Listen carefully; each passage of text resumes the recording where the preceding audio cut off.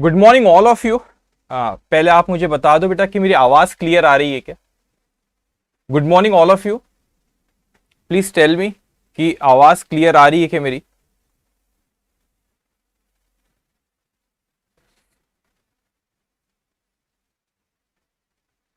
Good morning, good morning. Okay, first of all congratulations to all of you for clearing your CA foundation examination and welcome to CA intermediate. CA foundation की journey आसान होती है काफी, क्योंकि उसमें ऐसे subjects होते हैं जो आपने 11th या 12th में, यस यस ओके बेटा, 11th या 12th में बेटा जिन्होंने कॉमर्स चूज किए होंगे तो फाउंडेशन में अकाउंट्स ऐसा होता है कि भाई आपने 11th 12th में कुछ पढ़े हो, अगर आप कॉमर्स स्ट्रीम आपने लिए होंगे 11th 12th में, और सब्जेक्ट्स आप टच में रहते हो और आपके पास इवन तो आपने साइंस भी 11th 12th ली तो उसके बाद भी आपको थोड़ा समय मिलता है, 4 सब्जेक्ट ही आप पढ़ते फाउंडेशन में। और अगर सीए फाइनल की हम बात करें बेटा तो सीए इंटरमीडिएट क्लियर करे बाद सीए फाइनल के लिए भी आपके पास 2.5 से 3 साल रहता है प्रिपरेशन करने के लिए। लेकिन सीए इंटरमीडिएट एक सबसे इंपॉर्टेंट आपका पड़ाव है सीए की जर्नी में, जो डिसाइडिंग फैक्टर होता है कि आप सीए बनोगे कि नहीं बनोगे। वो इसलिए बेटा कि सीए इंटरमीडिएट में काफी कम समय में आपको सारा पढ़ना होता है। आपके पास 9 मंथ्स होते, इनफैक्ट आप लोगों के लिए तो अभी 8 से 8.5 महीने ही है और आपको सारे के सारे सब्जेक्ट्स पढ़ना रहता है इसमें, तो कम समय में बहुत पढ़ना होता है।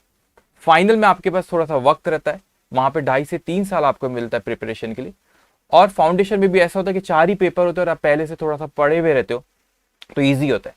लेकिन सीए इंटरमीडिएट में आपको कम वक्त में बहुत ज्यादा पढ़ना रहेगा बेटा। एक चीज मैं और बता दूं बेटा कि अगर आपको अभी तक नोट्स नहीं मिले तो घबराने की जरूरत नहीं है। आपको सारे के सारे जो नोट्स आपके जो भी पढ़ाए जाएंगे शुरुआत के फर्स्ट चैप्टर जो है वो आप लोगों को पीडीएफ फॉर्मेट में शेयर कर दिया जाएगा, तो जब तक आपके पास बुक आ भी जाएंगी बेटा। तो don't worry about the notes के बारे में डिस्कस करूंगा, लेकिन पीडीएफ आपको फर्स्ट चैप्टर की शेयर कर दी जाएगी, तो उसमें घबराने की जरूरत नहीं है बेटा। अब आपका जो अकाउंटिंग है वो सीए इंटरमीडिएट का पेपर नंबर 1 है बेटा। पहला पेपर जो अकाउंटिंग का आपका होता है सीए इंटरमीडिएट में, आपको थोड़ी सी आइडिया होगी, लेकिन तो भी हम लोग उसके बैकग्राउंड के बारे में बात करते हैं कि सिलेबस कैसा रहेगा, पेपर पैटर्न कैसा रहता है, उसके बारे में हम थोड़ी सी डिस्कस करेंगे और स्टेप बाय स्टेप आगे बढ़ते जाएंगे बेटा। सो 9 महीने आपके लिए बहुत इंपॉर्टेंट है, मैं फिर से कह रहा हूं, क्योंकि आपके लिए समय कम है और पढ़ना बहुत है बेटा आपको। सो सबसे पहले बेटा आप लोगों का पेपर नंबर 1 है जो कि अकाउंटिंग है बेटा। पेपर नंबर 1 जो कि अकाउंटिंग, जो कि 100 मार्क्स का पेपर है। एक और चीज बेटा मैं आगे बढ़ूं उसके पहले 2 चीज, एक नोट्स के बारे में मुझे कहना था कि अगर आपको नोट्स अभी तक नहीं मिले तो डोंट वरी, पीडीएफ फॉर्मेट में शेयर कर दिया जाएगा। सेकंड चीज बेटा, अगर बाई चांस कभी आपकी लाइव बैच हो ना के मिस हो, अगर बाई चांस ये मिस हो जाती है बेटा तो आपको वेबसाइट पे शायद आपने 70% बैकअप देखे होंगे, लेकिन उसको आपके लिए 100% बैकअप करा दिए गए। कभी बाई चांस अगर आपकी लाइव क्लास छूट जाती है तो आप वो लेक्चर पूरा का पूरा फिर से देख सकते हो, 100% बैकअप आपको प्रोवाइड करा गया बेटा। ओके, अब यहां पे बेटा जो आपका फर्स्ट पेपर होता है अकाउंटिंग 100 मार्क्स का होता है। एग्जामिनेशन में बेटा आपको टोटल, एग्जामिनेशन में टोटल आपको 6 क्वेश्चंस आते, एग्जामिनेशन में टोटल आपको 6 क्वेश्चंस आएंगे बेटा। ओके, इसमें जो क्वेश्चन नंबर 1 होता है वो कंपलसरी क्वेश्चन होता है। सो क्वेश्चन नंबर 1 जो होता है वो आपका कंपलसरी क्वेश्चन होता है, फर्स्ट क्वेश्चन बेटा। तो ये जो फर्स्ट क्वेश्चन है आपका वो कंपलसरी एग्जामिनेशन में आता है बेटा, मतलब आपको करना ही है। मतलब क्वेश्चन नंबर 1 में ऑप्शन नहीं है कि छोड़ दो भाई उसको, नहीं। एग्जामिनेशन में जो अकाउंटिंग जो पहला पेपर आपका सीए इंटरमीडिएट का होगा, पहला पेपर जो होगा उसी में बेटा आपको जो क्वेश्चन नंबर 1 है आपका कंपलसरी होने वाला, आप इसको ऑप्शन में छोड़ नहीं सकते।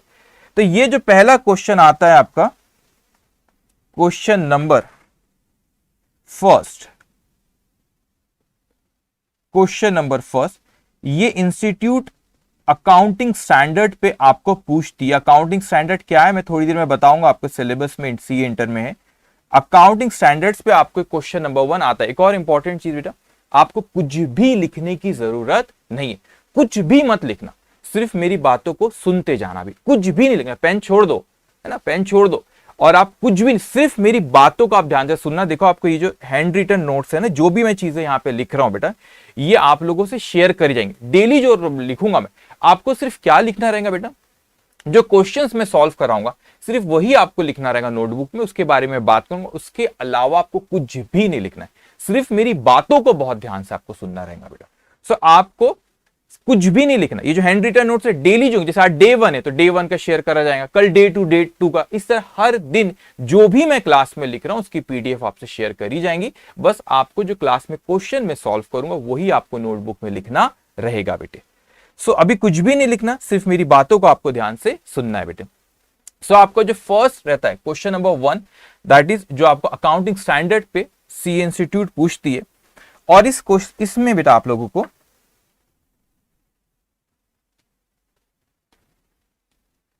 5 मार्क्स के 5 मार्क्स के 4 क्वेश्चंस आते बेटा, 5 मार्क के 4 क्वेश्चंस आएंगे। तो ये कितने मार्क्स हो गए बेटा आपके 20 मार्क्स। मतलब क्वेश्चन नंबर 1 जो कंपलसरी है, इसमें कोई ऑप्शन नहीं कि अपन छोड़ दो एग्जामिनेशन में बेटा। ये क्वेश्चन नंबर 1 जो कंपलसरी, इसमें कोई ऑप्शन नहीं कि एग्जामिनेशन में अपन छोड़ दे। ये कितने नंबर के लिए, 20 नंबर के लिए। और किस पे क्वेश्चन आता है बेटा, अकाउंटिंग स्टैंडर्ड पे। सो अकाउंटिंग स्टैंडर्ड मतलब आप सीए इंटर में छोड़ ही नहीं सकते। इनफैक्ट आपको छोड़ के कुछ भी नहीं जाना है, पढ़ के पूरा जाना है। लेकिन अकाउंटिंग स्टैंडर्ड में बेटा कोई ऑप्शन ही नहीं, आपको पढ़ के ही जाना है और सारी चीज दूसरी भी पढ़ना है। तो 4 क्वेश्चन आते हैं बेटा आपको क्वेश्चन नंबर 1 में जो कंपलसरी होते हैं, और 5 नंबर का एक क्वेश्चन होता है। कभी ये हो सकता है, रेयरली ऐसा देखा गया कि कोई जो 5 नंबर का क्वेश्चन में ए बी करके 2 इजी अकाउंटिंग स्टैंडर्ड आपसे पूछ ले बेटा, मतलब 2.5 नंबर के 2 क्वेश्चन आपसे पूछ ले। तो ये हो सकता है कि एक ही क्वेश्चन में, जैसे क्वेश्चन 4 करना है तो 4 दिए हुए आपको, उसमें हो सकता है सपोज में 4 में से एक में ए बी करके पॉइंट दिया, सब हेडिंग दिया और 2.5 नंबर का दे दिया। लेकिन ऑल टुगेदर बेटा वो आपको 20 मार्क्स से अकाउंटिंग स्टैंडर्ड के क्वेश्चन करना ही है। अब उसके बाद जो रिमेनिंग क्वेश्चंस होते हैं बेटा,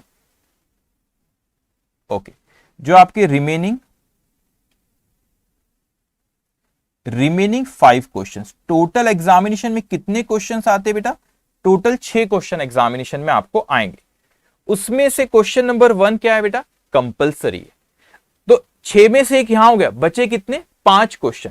वो 5 क्वेश्चन में बेटा आपके पास ऑप्शन है कि कोई भी 4 सॉल्व करो बेटा। So any 4 questions out of 5। तो मतलब जो बचे हुए 5 क्वेश्चन है बेटा, उसमें से अपने को सिर्फ कितने करना है, 4 क्वेश्चन अपने को करना रहेगा। तो यहां पे आपके पास ऑप्शन आ जाता है कि 5 में से कोई आप एक छोड़ सकते हो बेटा। सो आपके पास यहां पे जो बचे हुए क्वेश्चन यहां पे, जैसे question number 2, question number 3, question number 4 and question number 5। 2, question number 3, okay, question number this one, question number 4, question number 5 और क्वेश्चन नंबर 6। सो आपके पास यहां पे कितने, 5, मतलब क्वेश्चन नंबर 1 यहां कंपलसरी हो गया, क्वेश्चन नंबर 1 यहां पे कंपलसरी हो गया बेटा, और बचे हुए यहां पे ये 5 क्वेश्चन आपके। इसमें से क्वेश्चन नंबर 2, 3, 4, 5, 6, इसमें से कितने करना है अपने को, 4 क्वेश्चन करना है। अब ये देखा गया बेटा कि जो क्वेश्चन नंबर 2 से लेके क्वेश्चन नंबर 5 जो एग्जामिनेशन में आता है, कैसा रहता है, क्या सर एक ही क्वेश्चन 20 नंबर का आता है कि 10-10, क्योंकि ये जो चारों है यहां पे जितने हैं ना, ये सारे के सारे ये भी 20-20 मार्क्स के ही होते। तो ये 20 मार्क्स का, ये 20 मार्क्स का, ये भी 20 मार्क्स का, और ये भी 20 मार्क्स का, और ये भी 20 मार्क्स का बेटा। सो यहां पे है तो सब 20-20 नंबर के, लेकिन क्या सर एक ही क्वेश्चन 20 नंबर का आता है कि वो उसमें 10-10 नंबर के 2 या 12 और 8 किस तरीके से आता है? तो वो कोई भी पैटर्न हो सकता है एग्जाम में। हो सकता है बेटा कि एग्जामिनेशन में आपको ये इस तरीके से आ जाए कि ये 10 मार्क्स का, ये 10, मतलब 10-10 नंबर के 2। तो क्वेश्चन नंबर 2 में फिर से सब हेडिंग में 10-10 नंबर के उसने 2 दिया बेटा। तो यहां पे हो सकता है 10-10 कितने हो गए, 20 नंबर। हो सकता है कि आपको एग्जामिनेशन में ऐसा दे दे 12 मार्क्स का और ये 8 मार्क्स का, टोटल कितना हो गया, 20 बेटा। ये भी होता है कि एक क्वेश्चन ऐसा आता है जो पूरा का पूरा कितने मार्क्स का होता है बेटा, 20 मार्क्स का पूरा क्वेश्चन होता है। और ये भी कॉम्बिनेशन हो सकता है कि कभी 16 मार्क्स का और साथ में 4 नंबर का वो दे दे। तो अगर आप यह कॉम्बिनेशन देखोगे बेटा एग्जामिनेशन में जो ये आ रहा है यहाँ पे, तो ये कॉम्बिनेशन कोई भी हो सकता है, 10-10 नंबर का, 12 नंबर 8 नंबर, या 20 मार्क्स का, ये 16 और 4 मार्कर्स ने दिया। मगर एक क्वेश्चन जनरली ऐसा होता है कि 20 नंबर का आता ही है बेटा। सो ये कॉम्बिनेशन आपके एग्जामिनेशन में हो सकता है, लेकिन जो आपका ये क्वेश्चन होता है, आपका क्वेश्चन नंबर जो लास्ट 6th वाला होता है बेटा, इसमें ये कम नंबर के क्वेश्चन आते हैं। वो आपको कहता है कि यहां पे any four questions out of 5। तो जनरली देखा गया है बेटा कि जो लास्ट क्वेश्चन होता है क्वेश्चन नंबर 6, उसमें 4 क्वेश्चन देता है 5-5 नंबर के बेटा, 5-5 नंबर के 4 क्वेश्चन देता है बेटा, टोटल 5 देता है, उसमें से 4 करना रहता है अपने को। तो यहां पे छोटे जो इजी क्वेश्चंस होते हैं, कुछ चैप्टर्स होते हैं उसमें छोटे छोटे क्वेश्चंस होते हैं, तो वो क्वेश्चंस कई बार वो यहां पे कर लेता है। और अकाउंटिंग स्टैंडर्ड इतना इंपॉर्टेंट होता है बेटा कि आप लोगों को यहां पे कंपलसरी अकाउंटिंग स्टैंडर्ड तो आता ही है 20 मार्क्स के लिए बेटा। इसमें यहां पे तो 20 मार्क्स के लिए अकाउंटिंग स्टैंडर्ड पे क्वेश्चन आता ही है बेटा।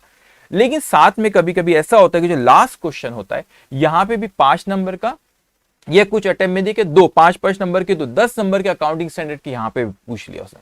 तो अकाउंटिंग स्टैंडर्ड यहां तो 20 कंपलसरी बेटा, लेकिन क्वेश्चन नंबर 6 में भी कभी ऑब्जर्व करा गया कि एक 5 नंबर का या 2 5-5 नंबर के, वहां पे आपको 10 नंबर, मतलब टोटल अकाउंटिंग स्टैंडर्ड पे क्वेश्चन जो आपको पेपर में होंगे वो 25 से 30 मार्क्स तक के जा सकते हैं बेटा। अब ये बड़ा दिमाग में हमारे आता है बेटा कि एग्जामिनेशन में जब जाए तो ये सब्जेक्ट हमारे अकाउंट्स में कोई भी ऑब्जेक्टिव बेस, इसमें कुछ भी ऑब्जेक्टिव नहीं है कि कभी 4 में से एक चूज करो, ऐसा कुछ भी नहीं आने वाला। लेकिन ये हमारे दिमाग में बड़ा आता है सर कि क्या इस सब्जेक्ट में 100% प्रैक्टिकल क्वेश्चंस आएंगे या कुछ थ्योरी भी रहेगी। तो ये हमारे दिमाग में आता है, सीए फाउंडेशन में बच्चे काफी पूछते ये चीज कि सर क्या हमारा पेपर थ्योरी वर्सेस अगर मैं प्रैक्टिकल क्वेश्चंस की बात करूं बेटा, ठीक है, इनका वेटेज कितना है, इनका वेटेज कितना है सर। तो ऐसा कुछ भी फिक्स नहीं होता बेटा कि थ्योरी इतने मार्क्स की आएंगी ही और प्रैक्टिकल इतने, मतलब ऐसा कुछ भी फिक्स नहीं रहता कि थ्योरी वो इतना पूछेंगे। So nothing is fix. तो कुछ भी फिक्स नहीं है कि हाँ सर इतने 5 नंबर की आती है, 10 नंबर की आती है थ्योरी, एग्जाम में आएंगी 15, ऐसा कुछ भी नहीं। अगर हम एनालाइज करें बेटा पिछले 3 अटेम्प्ट की, अगर मैं बात करूं बेटा, पिछले 3 अटेम्प्ट जो हुए उनके बारे में अगर हम बात करें यहां पे बेटा, तो एक हुआ भी रिसेंटली मई 22, उसके पहले बेटा दिसंबर 21, और उसके पहले एक और अटेम्प्ट था जो कि जुलाई मंथ में, ड्यू टू कोविड, जुलाई 21 में जो एग्जामिनेशन है। तो पिछले ये 3 अटेम्प्ट के बेटा अगर मैं पेपर देखूं और डिस्कस करूं, इसको देखूं कि क्या इसमें कुछ थ्योरी क्वेश्चंस आए हैं क्या, तो हम देखते हैं बेटा ये मई 22 का क्वेश्चन पेपर आपके सामने। तो जैसे कि मैंने आपसे कहा बेटा कि क्वेश्चन नंबर 1 जो होता है वो आपका कंपलसरी होता है। क्वेश्चन नंबर 1 क्या होता है, कंपलसरी होता है, और बचे हुए 5 में से हमको 4 करना होता है। तो क्वेश्चन नंबर 1 ये अकाउंटिंग स्टैंडर्ड पे क्वेश्चन है जो मैंने डिस्कस किया कि अकाउंटिंग स्टैंडर्ड पे वो आते, लेकिन यहां पे मेन चीज जो हमको देखना है क्या इस पे कुछ थ्योरी के, तो ABCD उसने 4 दिया। अब जैसे क्वेश्चन नंबर 2 में हम आते बेटा, आप वहां पे देखेंगे उन्होंने देखो 10 मार्क्स का ये क्वेश्चन पूछे। क्वेश्चन नंबर 2 में वो कॉम्बिनेशन है, देखो मैंने आपसे जैसे कहा ना, ये कॉम्बिनेशन कुछ भी हो सकता है, ये 10 10 12 8 20 16 4 कोई भी कॉम्बिनेशन हो सकता है बेटा। तो हम यहां पर अगर देखते तो इन्होंने 10 मार्क्स का क्वेश्चन पूछे थे हमसे पिछले अटेम्प्ट में, और उसके बाद प्रैक्टिकल क्वेश्चन, थ्योरी नहीं है वो। दूसरे बात उसी में बी पॉइंट क्वेश्चन नंबर 2 में 10 मार्क्स का पूछे, मतलब बेटे 10-10 नंबर के उन्होंने 2 क्वेश्चन यहां पे पूछे, थ्योरी अभी तक की कुछ भी नहीं आई है। उसी तरह मैं जाता हूं क्वेश्चन नंबर 3 में, तो फिर देखो यहाँ पे उन्हें अपने को 12 नंबर्स का, ए उन्होंने 12 नंबर का क्वेश्चन एग्जामिनेशन में पूछे। अब बी उन्होंने 8 नंबर का पूछे होंगे इसी में, थर्ड क्वेश्चन का बी पॉइंट। यस बेटा, बी वाला जो क्वेश्चन है आप देखोगे यहाँ पे ये 8 मार्क्स, मतलब एक कॉम्बिनेशन 10-10 मार्क का भी हो रहा है, ये कॉम्बिनेशन 12-8 मार्क का भी हो सकता है बेटा। और एक क्वेश्चन इंस्टीट्यूट पूछती ही है जो कि 20 मार्क का होता है, एक सिंगल क्वेश्चन कितने मार्क्स का हो रहा है बेटा, 20 मार्क्स का एक सिंगल क्वेश्चन। तो देखो ये हुआ कि question number 4, generally question number 4 होता है एग्जाम में जो कि 20 मार्क्स का आपसे पूछता है। तो आप यहाँ पे देखोगे क्वेश्चन नंबर 4 तो उसने 20 मार्क्स का यहाँ पे आपसे पूछा, अभी तक की थ्योरी कुछ भी नहीं पूछा उसने। क्वेश्चन नंबर हम आगे जाते बेटा, अगर क्वेश्चन नंबर 5 आप एग्जामिनेशन के पैटर्न में देखोगे तो यहां पर उसने यहां पे आपसे 10 मार्क्स का, ये ए वाला क्वेश्चन नंबर 5 का जो ए है उसको 10 मार्क्स का क्वेश्चन है, तो यहां पर बी भी उसने 10 मार्क्स का पूछा, तो 10-10 के कॉम्बिनेशन में पूछा। अभी तक की थ्योरी कुछ भी नहीं आई बेटा। फिर क्वेश्चन नंबर 6 में जैसे मैंने आपसे कहा कि एनी 4 वो पूछता है, तो आपको 5 डियर है तो उसमें से 4 करना होता है। तो मैं यहाँ पे चारों अगर देखूं बेटा, तो ये पहला वाला आपको नहीं पता, लेकिन मुझे ये चीज पता है अभी, क्योंकि आप चैप्टर पढ़ोगे जब आपको भी पता चलेगा ये कोई थ्योरी क्वेश्चन नहीं, और ये कोई थ्योरी क्वेश्चन नहीं, प्रैक्टिकल क्वेश्चन है बेटा। फर्स्ट वाला भी प्रैक्टिकल, ये सेकंड भी प्रैक्टिकल है बेटा। और यहाँ पे आगे भी देखो, ये ट्रू और फॉल्स उसने यहाँ पे पूछा है, ये अकाउंटिंग स्टैंडर्ड से रिलेटेड क्वेश्चन है। ए बी सी डी आप दो भी देखो बेटा, यहाँ पे जितने भी क्वेश्चन हमने यहाँ पे देखे, ये सारे के सारे क्वेश्चन जो प्रैक्टिकल है। तो मैं आपको ये बताना चाह रहा हूं बेटे कि इस अटेम्प्ट में, जो पिछला अटेम्प्ट में थ्योरी पे 1 नंबर का भी क्वेश्चन नहीं आया, थ्योरी क्वेश्चन जो अपन डरते। तो अगर हम लोग यहां पे बात करें बेटा, तो मई 22 का एग्जामिनेशन पेपर देखो, ये उसके पहले हम देखे बेटा दिसंबर 21 का देखो, ये जुलाई 21 का पेपर देखेंगे, तो आप वहां पे देखोगे उस पे किसी पे भी थ्योरी क्वेश्चन उसने एक भी पूछा नहीं है, नो थ्योरी क्वेश्चन। यहां पे कोई भी एक भी क्वेश्चन इन अटेम्प्ट में no theory question, okay.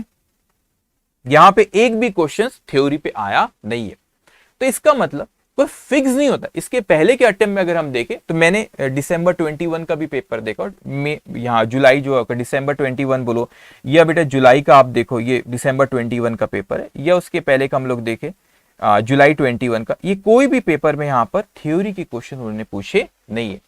It means that कि ऐसा कोई भी फिक्स नहीं है कि थ्योरी पे क्वेश्चन आएगा। हो सकता है कि कभी 4 नंबर 8 नंबर का पूछ लो, और उसकी फिक्र करने की जरूरत नहीं। अगर आपने चैप्टर के कंसेप्ट को अच्छे से समझे हो, हर चीजें मैं आपको बताऊंगा, थ्योरी के लिए भी आपको बोलूंगा कि कभी डिस्टिंग्विश होता है वो पूछ सकते, कुछ बेसिक चीजें, वो सारी चीजें हम बात करेंगे, तो उसकी फिक्र करने की जरूरत आपको नहीं है बेटा। और मैं फिर से कह रहा हूं आपसे एक बार कि अभी आपको कुछ भी लिखने की जरूरत नहीं बेटा। ये जो पीडीएफ है ना, ये आपसे शेयर कर दी जाएंगी, तो आपको अभी कुछ भी लिखने की जरूरत नहीं है, सिर्फ आपको हर बात को मेरी ध्यान से सुनना है बेटा।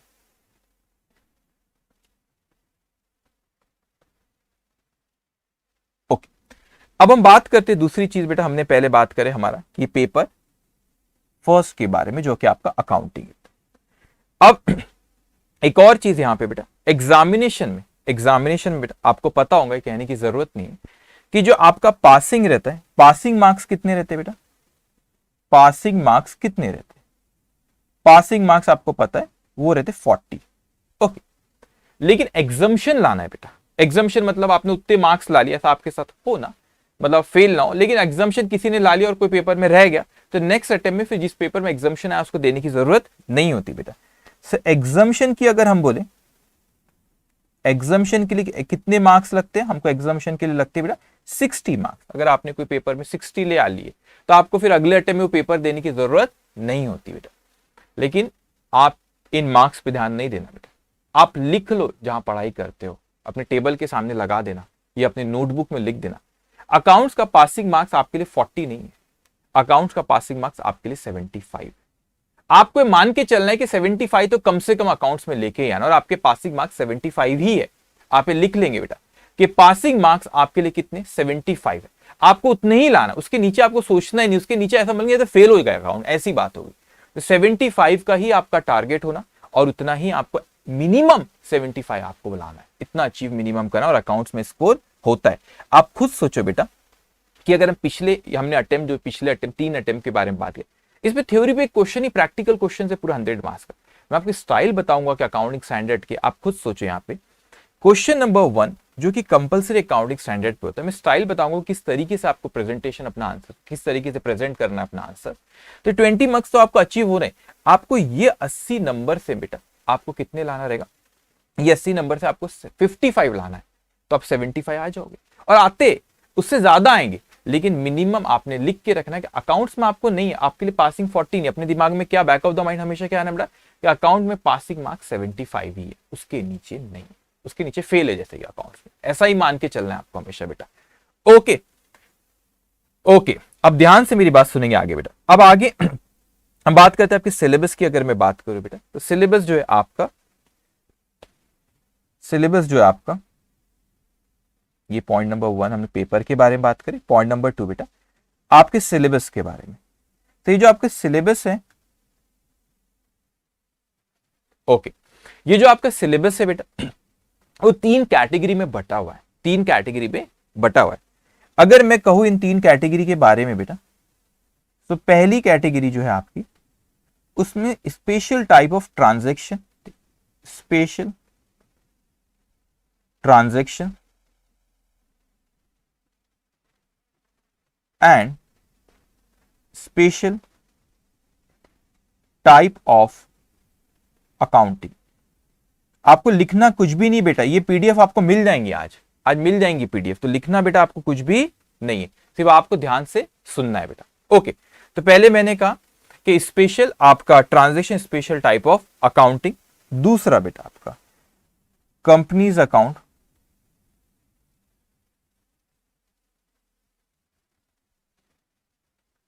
ओके,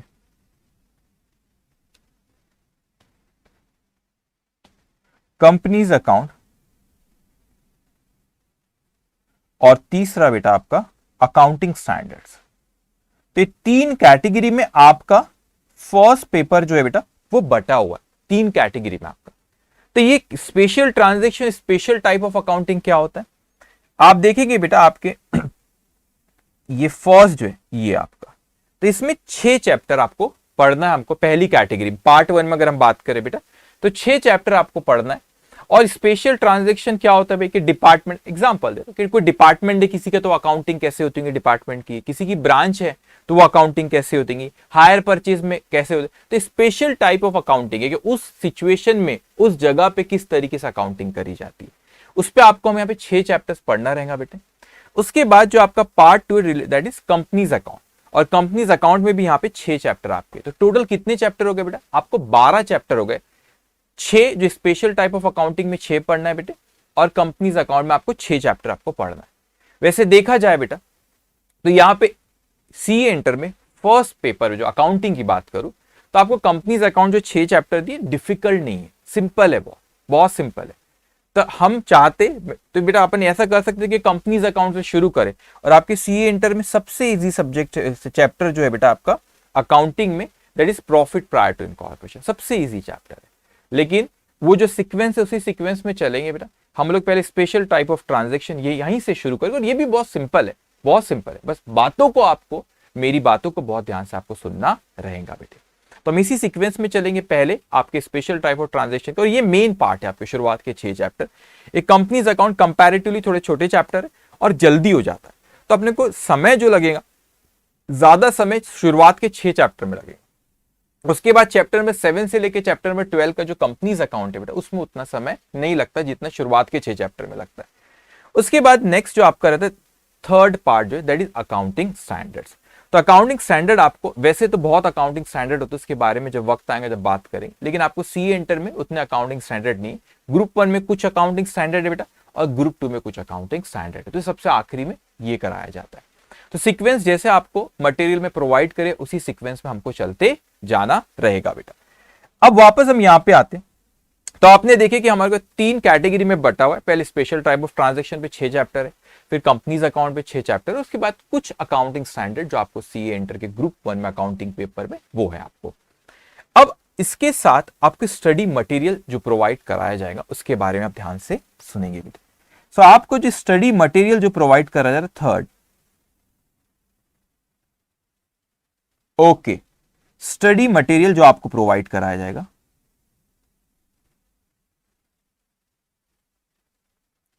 आपको एक बुक प्रोवाइड करी जाएंगे, छोटी छोटी मैं 5 बुक दूं उससे अच्छा एक सिंगल बुक आपको प्रोवाइड करी जाएंगी बेटा। और ये जो बुक रहेंगी, उसमें क्या क्या रहेगा सर, तो ये जो आपको क्या क्या रहेगा, तो इसमें क्या क्या चीज दी गई, हर चैप्टर में आपको क्या क्या दिखेगा। सबसे पहले बेटा आपको थ्योरी दी हुई है हर चैप्टर की शुरुआत में। हर चैप्टर की शुरुआत में क्या दी हुई बेटा, आपको उस चैप्टर की थ्योरी दी हुई रहेगी, उस चैप्टर के कंसेप्ट लिखे होंगे, वो आपके रेफरेंस के पर्पस के लिए बेटा। क्योंकि जब मैं क्लास में समझाऊंगा आपको, जब मैं बोलूंगा, वो चीजें, हर चीज क्लास में क्लियर हुई, वो थ्योरी आपके रेफरेंस के लिए वहां पे दी हुई है बेटे। क्या आपको पढ़ना है, आप वहां से भी पढ़ेंगे, लेकिन क्लास में हर चीज मैं डिस्कस करूंगा और आपको कुछ भी नहीं लिखना। अभी भी मैं फिर से कह रहा हूं, अभी भी बेटा आपको लिखना कुछ नहीं। जब लिखना रहेगा बच्चे, जब मैं खुद ही बोलूंगा, आपको सिर्फ क्लास के क्वेश्चंस करना है, उसके अलावा आपको कुछ भी नहीं लिखना है। इंपॉर्टेंट ये कि आप मेरी बात सुनो, मतलब आप सुन भी रहे हो, लिख भी रहे हो, ऐसा ना हो, आप सिर्फ मेरी बात को अभी सुनोगे बेटा। तो हर चैप्टर में बेटा आपको हर चैप्टर में सबसे पहले आपको क्या दिखेगा बेटा, सबसे पहले आपको थ्योरी दी हुई आपके रेफरेंस के लिए आपको पढ़ना है। उसके बाद आपको रिवीजन के लिए बेटा उसी चैप्टर में रिवीजन के लिए इंफोग्राफिक दी हुई है बेटा। व्हाट इज इंफोग्राफिक बेटा, इंफोग्राफिक्स बोलो या चार्ट्स बोलो, व्हाट इज इंफोग्राफिक या चार्ट, मैं आपको एक बता देता हूं। जैसे फर्स्ट चैप्टर एग्जांपल, आपको कंसेप्ट मैं पढ़ाऊंगा आगे। Suppose example insurance claim chapter का है, सो लॉस ऑफ स्टॉक। तो लॉस ऑफ स्टॉक के बारे में यहाँ पे सारी चीजें यहाँ पे लिखी हुई है। तो क्या होगा, आपको जब रिवाइज करें just have to go through with this infographic, कि आपको फटफट यहाँ पे हो जाएगा। तो आपको हर चैप्टर में वो बनी हुई है बेटा।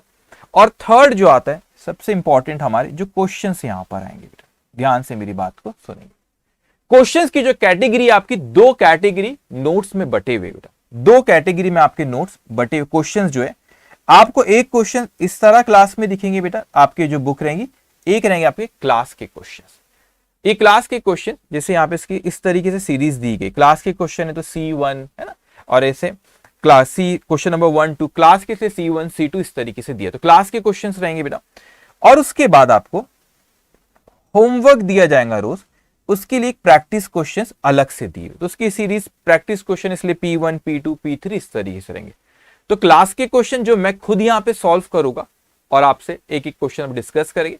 और उसके बाद बेटा जो प्रैक्टिस क्वेश्चन है मैं आपको डेली दूंगा कि भाई आज आपको ये करके आना है प्रैक्टिस क्वेश्चन। और प्रैक्टिस क्वेश्चन के बारे में अभी से कह दूं बेटा, पिछले अटेम्प्ट तक पिछले ऐसा होता था कि हम प्रैक्टिस क्वेश्चन के सोल्यूशन बुक में प्रिंटेड रहते थे, लेकिन अब जो आपको बुक आपके पास आएंगी उस बुक में प्रैक्टिस क्वेश्चन तो रहेंगे बेटा, जो कि मैं आपको रोज दूंगा कि ये क्वेश्चन नंबर 1 आज होमवर्क है, क्वेश्चन नंबर 2 आज होमवर्क है, और नेक्स्ट डे उसको हम डिस्कस भी करेंगे।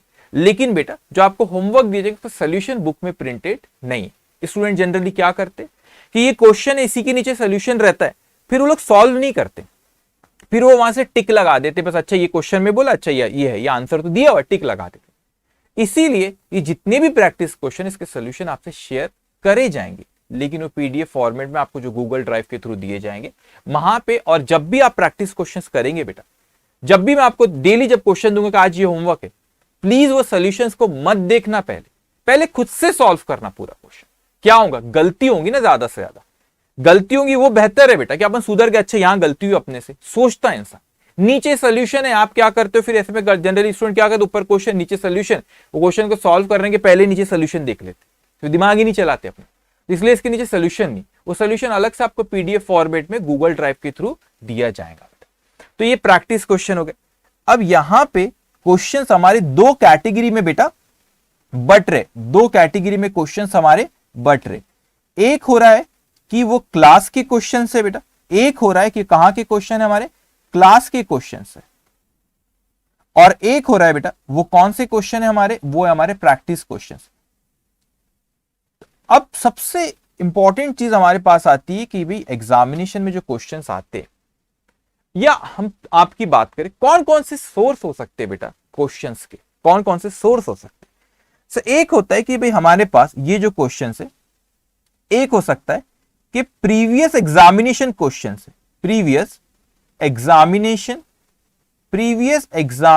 क्वेश्चंस है। एक मैंने क्या कहा कि आपकी वो क्वेश्चन दिए जो कौन से बेटा, प्रीवियस एग्जामिनेशन क्वेश्चंस है। दूसरा ये हो सकता है बेटा कि जो आपको आरटीपी आती है, आपने फाउंडेशन में भी पढ़ेंगे बेटा, रिवीजन टेस्ट पेपर, जो आरटीपी रहती है बेटा, रिवीजन टेस्ट पेपर, आप इसे आरटीपी के नाम से बुलाते हैं। सो वो एक सोर्स होता होगा। तीसरा हमारे सीए इंस्टीट्यूट के आईसीआई के स्टडी मटेरियल जो आपको प्रोवाइड करा जाता है, उसमें क्वेश्चंस दिए रहते बेटा, ओके। और इसके अलावा कुछ और क्वेश्चंस भी ऐड हो सकते, अदर क्वेश्चंस।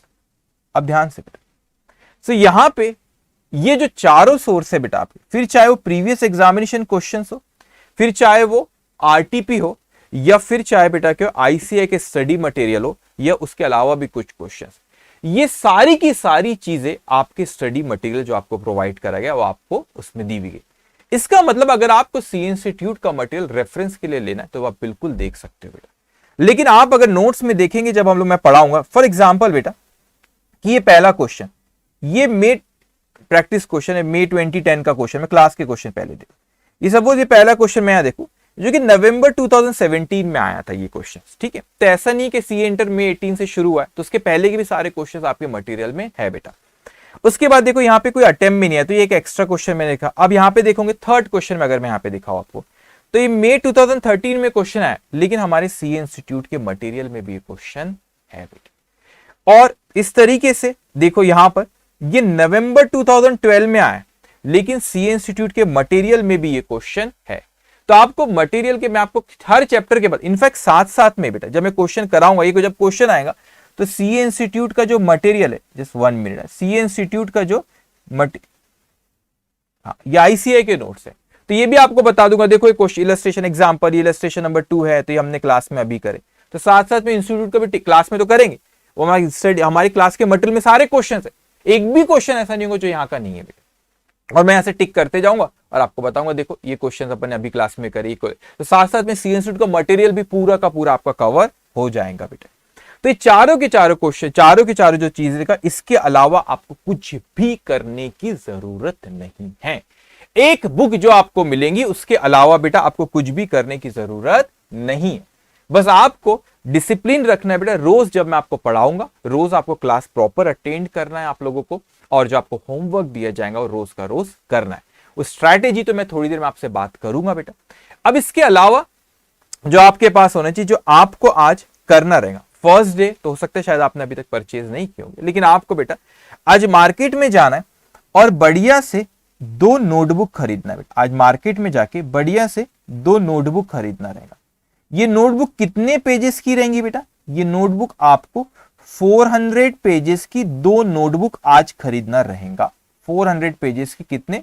ये 2 नोटबुक आज बेटा आपको खरीदना रहेगा।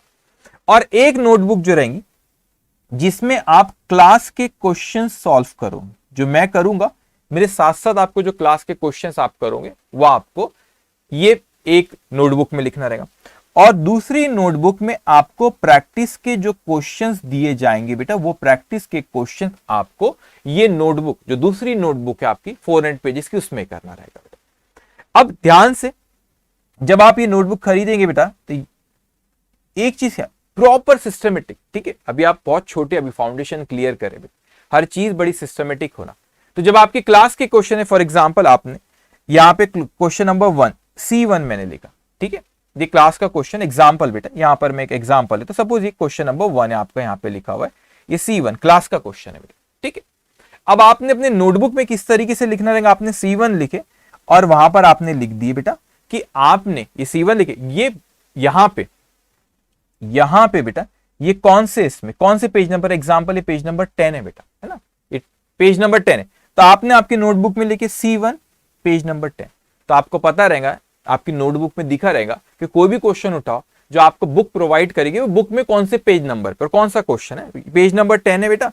ये जो क्वेश्चन नंबर 1 है इस चैप्टर का, कौन से पेज नंबर 10, तो फट से आपने बुक खोले पेज नंबर 10 पे, क्योंकि जब आपका सिलेबस होगा रिविजन के वक्त अपने पास उतना समय नहीं रहता, तो ये सब अभी से करना है। दूसरी चीज, एक चीज जो आपने नोटबुक में लिखे बेटा, दूसरी चीज बेटा यहां पे जो क्लास में जैसे फॉर एग्जांपल ये मेरी नोटबुक में एग्जांपल मैं समझाने के लिए लिखता हूं, सपोज ये मेरा पेज नंबर ये मेरा 3 था, ये पेज नंबर 3 है मेरा। नोटबुक में भी आपको पूरे पेज नंबर ऊपर लिखते जाना रहेगा।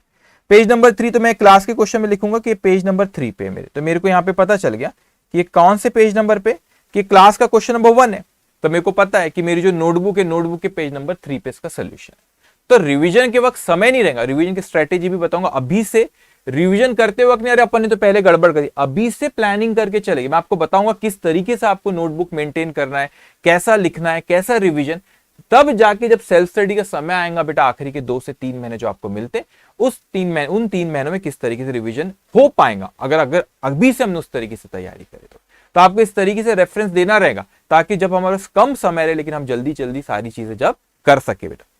अब उसके बाद बेटा आपको क्लास में या आपने 2 नोटबुक मेंटेन करे बेटा, उसी तरह प्रैक्टिस क्वेश्चंस में भी आप वो लिखोगे कि आपने मेंटेन करे कि सर क्वेश्चन नंबर P1 मतलब जो प्रैक्टिस क्वेश्चन है उसके आपकी बुक जो प्रोवाइड करे उसमें सीरीज P1 P2 P3 ऐसे लिखी हुई है। तो वो पेज नंबर कौन सा, पेज नंबर सपोज बेटा आपके वो 22 पे दिया है बुक में, तो आपने यहाँ पे लिखे पेज नंबर 22 में। इसी तरह आपने बेटा दोनों जगह रेफरेंस देना, नोटबुक में आपको रेफरेंस देना है क्लास की बुक का कौन सा पेज नंबर है, क्लास की बुक में देना रहेगा कि वो क्वेश्चन नंबर नोटबुक के कौन से पेज नंबर पे है बेटे। ओके, अब आगे हम बढ़ते बेटा, और उसके बाद कुछ बेसिक चीजें जो आपको पता है, मुझे कहने की भी जरूरत नहीं है बेटा। एक तो आप कैलकुलेटर जो यूज करोगे वो एक ही कैलकुलेटर पहले दिन से आखिरी तक बेटा वही यूज करना है, एग्जामिनेशन में भी वही आपको लेके जाना रहेगा। तो ये कहने वाली बात नहीं थी, लेकिन एक आपका कि सेम कैलकुलेटर आप यूज करना बेटा, उसको चेंज नहीं करना। ओके, दूसरी चीज आपको कलर पेन लेना रहेगा। आज मार्केट में जाएंगे, 2 पेन आपके पास रहना चाहिए। एक जो पेन से आप नॉर्मल लिखोगे वो ब्लैक हो सकती है, ब्लू हो सकती है, जो भी रहे बेटा। तो एक ब्लैक लो या ब्लू लो, जिससे भी आप लिखते हो बेटा, वो आप किस लिए, आपके लिए नॉर्मल जो आप लिखेंगे क्वेश्चन उसमें लिखना है। मगर आपको एक और पेन लेना पड़ेगा, वो आप लोगे रेड कलर की बेटा, ठीक है, रेड कलर की। वो कोई न्यू एडजस्टमेंट आएगा, न्यू एडजस्टमेंट मेरे को जो दिखा, या कोई कमेंट मुझे लिखाना है वहां पे, है ना, कोई नोट लिखाना है, कोई कमेंट लिखाना है, मैं भी रीडिंग में लिखूंगा तो आपको समझ में आ जाएगा कि आपको भी लिखना रहेगा। होता क्या है बेटा, अभी तो हम बहुत से क्वेश्चन, हम डिस्कशन बहुत करते हैं, फिर उसके बाद क्वेश्चन हम बहुत करेंगे बेटा। प्रैक्टिस के आपको क्वेश्चन दिए जाएंगे, वो आपको सॉल्व करना रहेगा। क्लास में मैं पूछूंगा आपसे कि आपने किए कि नहीं, उसके बारे में हम डिस्कस करेंगे। लेकिन दिक्कत ये होती है बेटा कि आपने अभी पढ़े, उसके बाद आपने ग्रुप 2 पढ़े, उसके बाद आपको सेल्फ स्टडी के लिए समय मिलता है 2.5 से 3 महीने।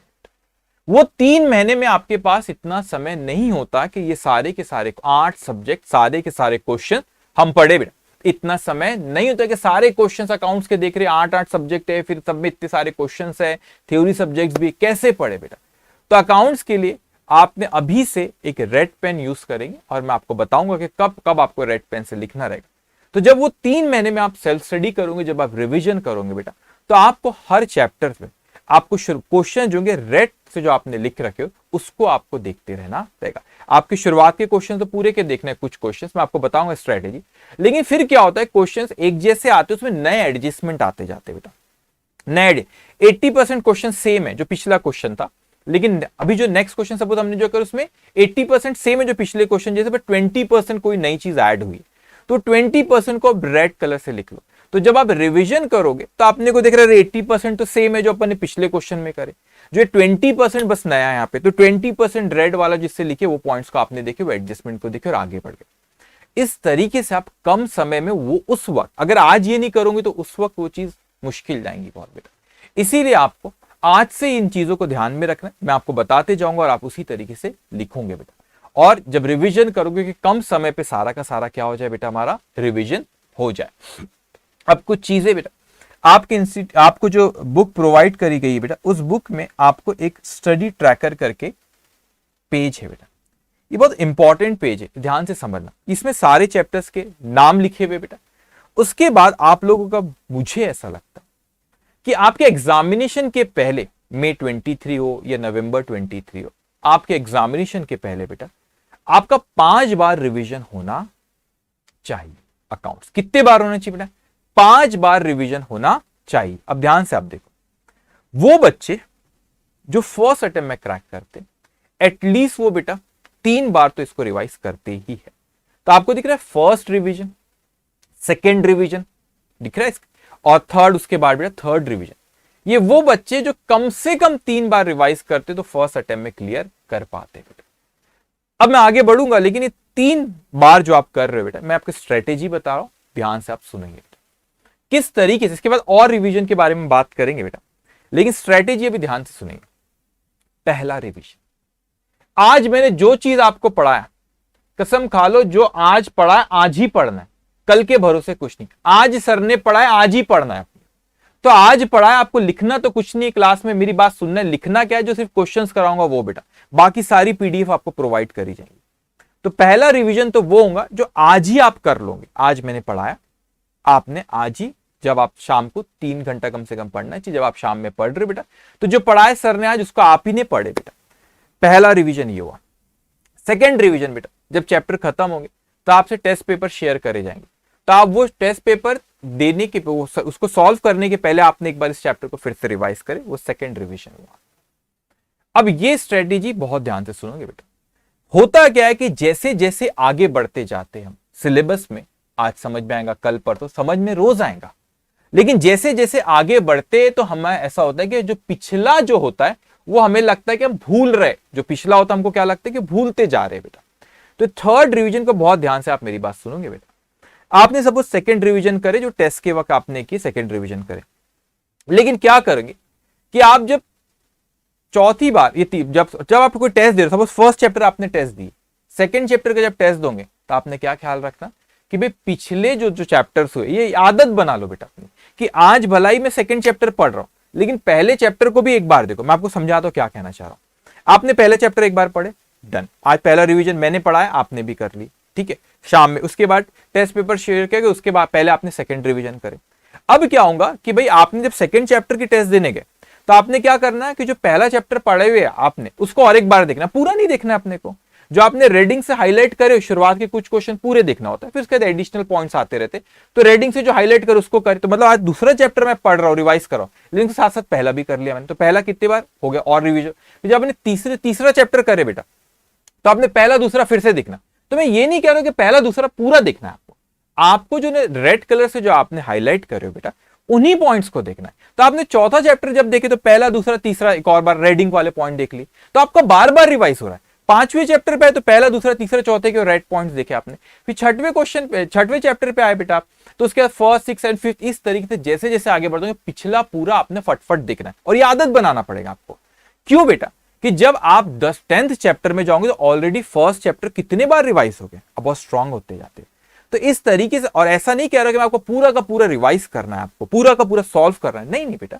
आप जब थर्ड रिवीजन पे आ रहे हो आप, तो थर्ड रिवीजन पे आपको सिर्फ जो रेड पॉइंट्स है उनको शुरुआत के कुछ क्वेश्चन देखना और रेड पॉइंट्स को देखना है बस बेटा। तो आपके वो मेमोरी में आते जाएंगे। अब आप देखो यहाँ पे पहला रिवीजन ये हुआ जो मैंने क्लास में आज पढ़ाया और आपने शाम को पढ़े, वो आपका पहला रिवीजन हुआ।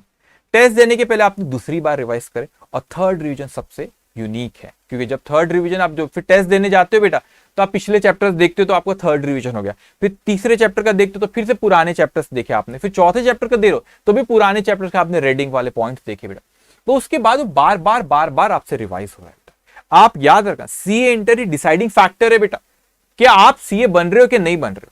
क्यों? क्योंकि सीए इंटर में आपको कम समय पे ज्यादा पढ़ना, फाइनल में समय मिल जाएगा, और फाइनल में पहुंच गए तो इंसान मेहनत कर ही लेता है, फाइनल में पहुंच गया अब सीए बन के छोड़ेगी।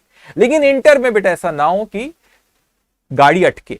आपने याद रखना, आपको यही डिसाइडिंग फैक्टर है, ये आपके 8 से 9 महीने आपकी लाइफ के सबसे इंपॉर्टेंट है। एक बार इंटर क्रैक कर गए बेटा, फाइनल में आपके पास समय होता है पढ़ने।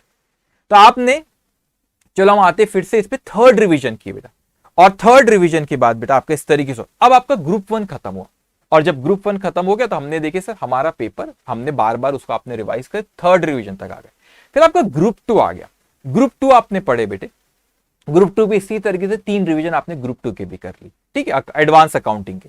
तो जब आप सेल्फ स्टडी के वक्त आ गया बेटा, आप आगे 4th और 5th रिवीजन पे बेटा, और 4th और 5th रिवीजन अगर है तो 4th रिवीजन आप करते हो, और उसके बाद टेस्ट सीरीज आपको फुल टेस्ट सीरीज जब देना रहेगा सेल्फ स्टडी के वक्त, तो you may get the rank, आपके 11 से 50 रैंक के बीच में आ सकता है।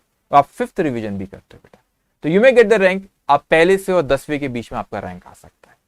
तो आपको इस स्ट्रेटेजी से, और आपको हर चैप्टर के इस चार्ट में आप देखोगे बेटा, इस टेबल में आपको हर चैप्टर के नाम लिखे हुए, you just have to tick it कि आज मैंने शाम को पढ़ा ये पहला हुआ, you just have to tick it.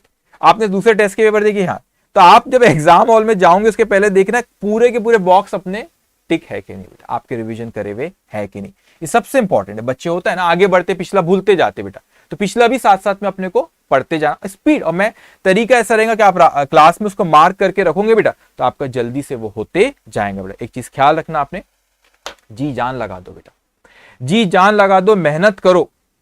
और आप लोगों को, आप ये सोचो आप सीए आए क्यों थे इस फील्ड में, सीए बनने के लिए आए थे ना बेटा, इसके अलावा कोई चीज में आपका ध्यान जाना नहीं चाहिए। मेहनत करो, खुद को बनाओ, खूब मेहनत करो। इमेजिन करो वो दिन का, बहुत थकोगे, अभी तो शुरुआत है, सिलेबस बहुत है, समय कम है, आगे बढ़ेंगे बेटा तो आपको महसूस होगा नहीं यार थक गए अपन, बहुत थक जाते, कभी नर्वस फील करते। वो दिन इमेजिन करना कि जिस दिन रिजल्ट आएगा और आप पास हो जाओगे, रैंक आएगा, तो फिर आप फैमिली को, अपने पेरेंट्स को याद करना है। इमेजिन करना कि वो अपन सेलिब्रेशन करेंगे बेटा उस दिन, तो वो दिन याद करना और मेहनत पे भिड़े रहना। बिल्कुल भी अपने आप को डिस्ट्रैक्ट मत होने देना, फोकस्ड रहना। आई नो इट इज मतलब डिस्ट्रैक्ट, इट्स वेरी नॉर्मल कि डिस्ट्रैक्ट होता है, लेकिन आपको फोकस्ड रहना है। सबसे इंपॉर्टेंट चीज है बेटा आपके सी इंटर में अभी अगले 8 से 9 महीने, दैट इज डिसिप्लिन। बिल्कुल भी इधर उधर आपको डिस्ट्रैक्ट नहीं करना है, फोकस रहना है। फर्स्ट डे पढ़ाई हो गई शुरू, दैट्स इट। जो सेलिब्रेशन फाउंडेशन का करना था आप कर चुके बेटा।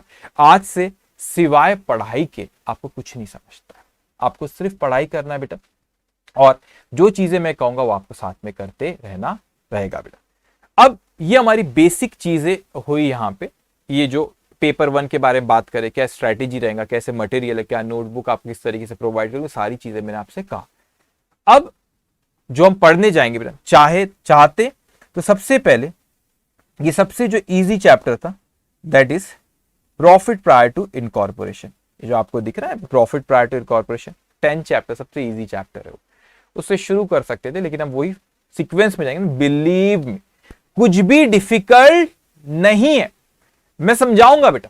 कभी नहीं समझा एक बार, दोबारा पढ़े, तीसरी बार पढ़ेगी, लेकिन जब तक समझेगी नहीं वो चीज को छोड़ना नहीं बेटा। आप एक प्रोफेशनल कोर्स करने जा रहे हो, मेहनत बहुत लगती है और मेहनत आपको करना है बेटा। तो हम इसी सीक्वेंस में हम जाएंगे और ये भी इजी है, बस आपको हर बात को, मेरी बातों को आपको ध्यान से समझना रहेगा बेटा। ओके, तो फर्स्ट चैप्टर जो मैं यहां से शुरू करने जा रहे हैं, accounting for special transaction and special type of accounting से फर्स्ट चैप्टर इज, आप स्क्रीन पे देख सकते हैं, insurance claim. And don't worry about the notes, ये फर्स्ट चैप्टर के पीडीएफ आपसे शेयर कर दी जाएंगे। ओके, तो अब आते हैं बेटा हमारे पहले चैप्टर। मैं आपसे क्या उम्मीद करता हूं बेटा, अभी फर्स्ट चैप्टर आ रहा है तो आप फाउंडेशन में से आए क्लियर करके, तो आप उन बेहतरीन 25% स्टूडेंट्स में से जो इन्होंने ये फाउंडेशन के एग्जामिनेशन क्लियर करे। अब मैं इतना उम्मीद आपसे करता हूं कि आपको बेसिक चीजें अकाउंटिंग की आती है, एंट्री फाउंडेशन क्रैक कर आती है बेटा, कि एंट्रीज पास करना, लेजर, पोस्टिंग, ट्रायल बैलेंस, ये बेसिक चीजें आपको आती, इतना मैं आपसे एक्सपेक्ट करता हूं। उसके अलावा बेटा सारी आप बाकी चीजें आप मुझ पे छोड़ दो, बस मेरी बातों को आपको ध्यान से सुनना रहेगा। और डिसिप्लिन है ना, वो कहते ना, आपको डिसिप्लिन बस होना, और डिसिप्लिन के साथ 8 से 9 महीने गुजारना है आपको। आप सीए इंटरमीडिएट फर्स्ट अटेम्प्ट में क्रैक कर जाओगे बेटा। सो हम लोग बेटा यहाँ पे हमारा फर्स्ट चैप्टर शुरू करने जा रहे हैं बेटा, दैट इज इंश्योरेंस क्लेम। अभी भी आपको लिखना कुछ भी नहीं है, ये सारी की सारी पीडीएफ आपसे शेयर कर दी जाएगी। जब क्लास के क्वेश्चंस आएंगे, सिर्फ वो क्लास के क्वेश्चंस ही आपको लिखना रहेगा बेटा। तो सबसे पहले हमारा जो फर्स्ट चैप्टर है, that is insurance claim.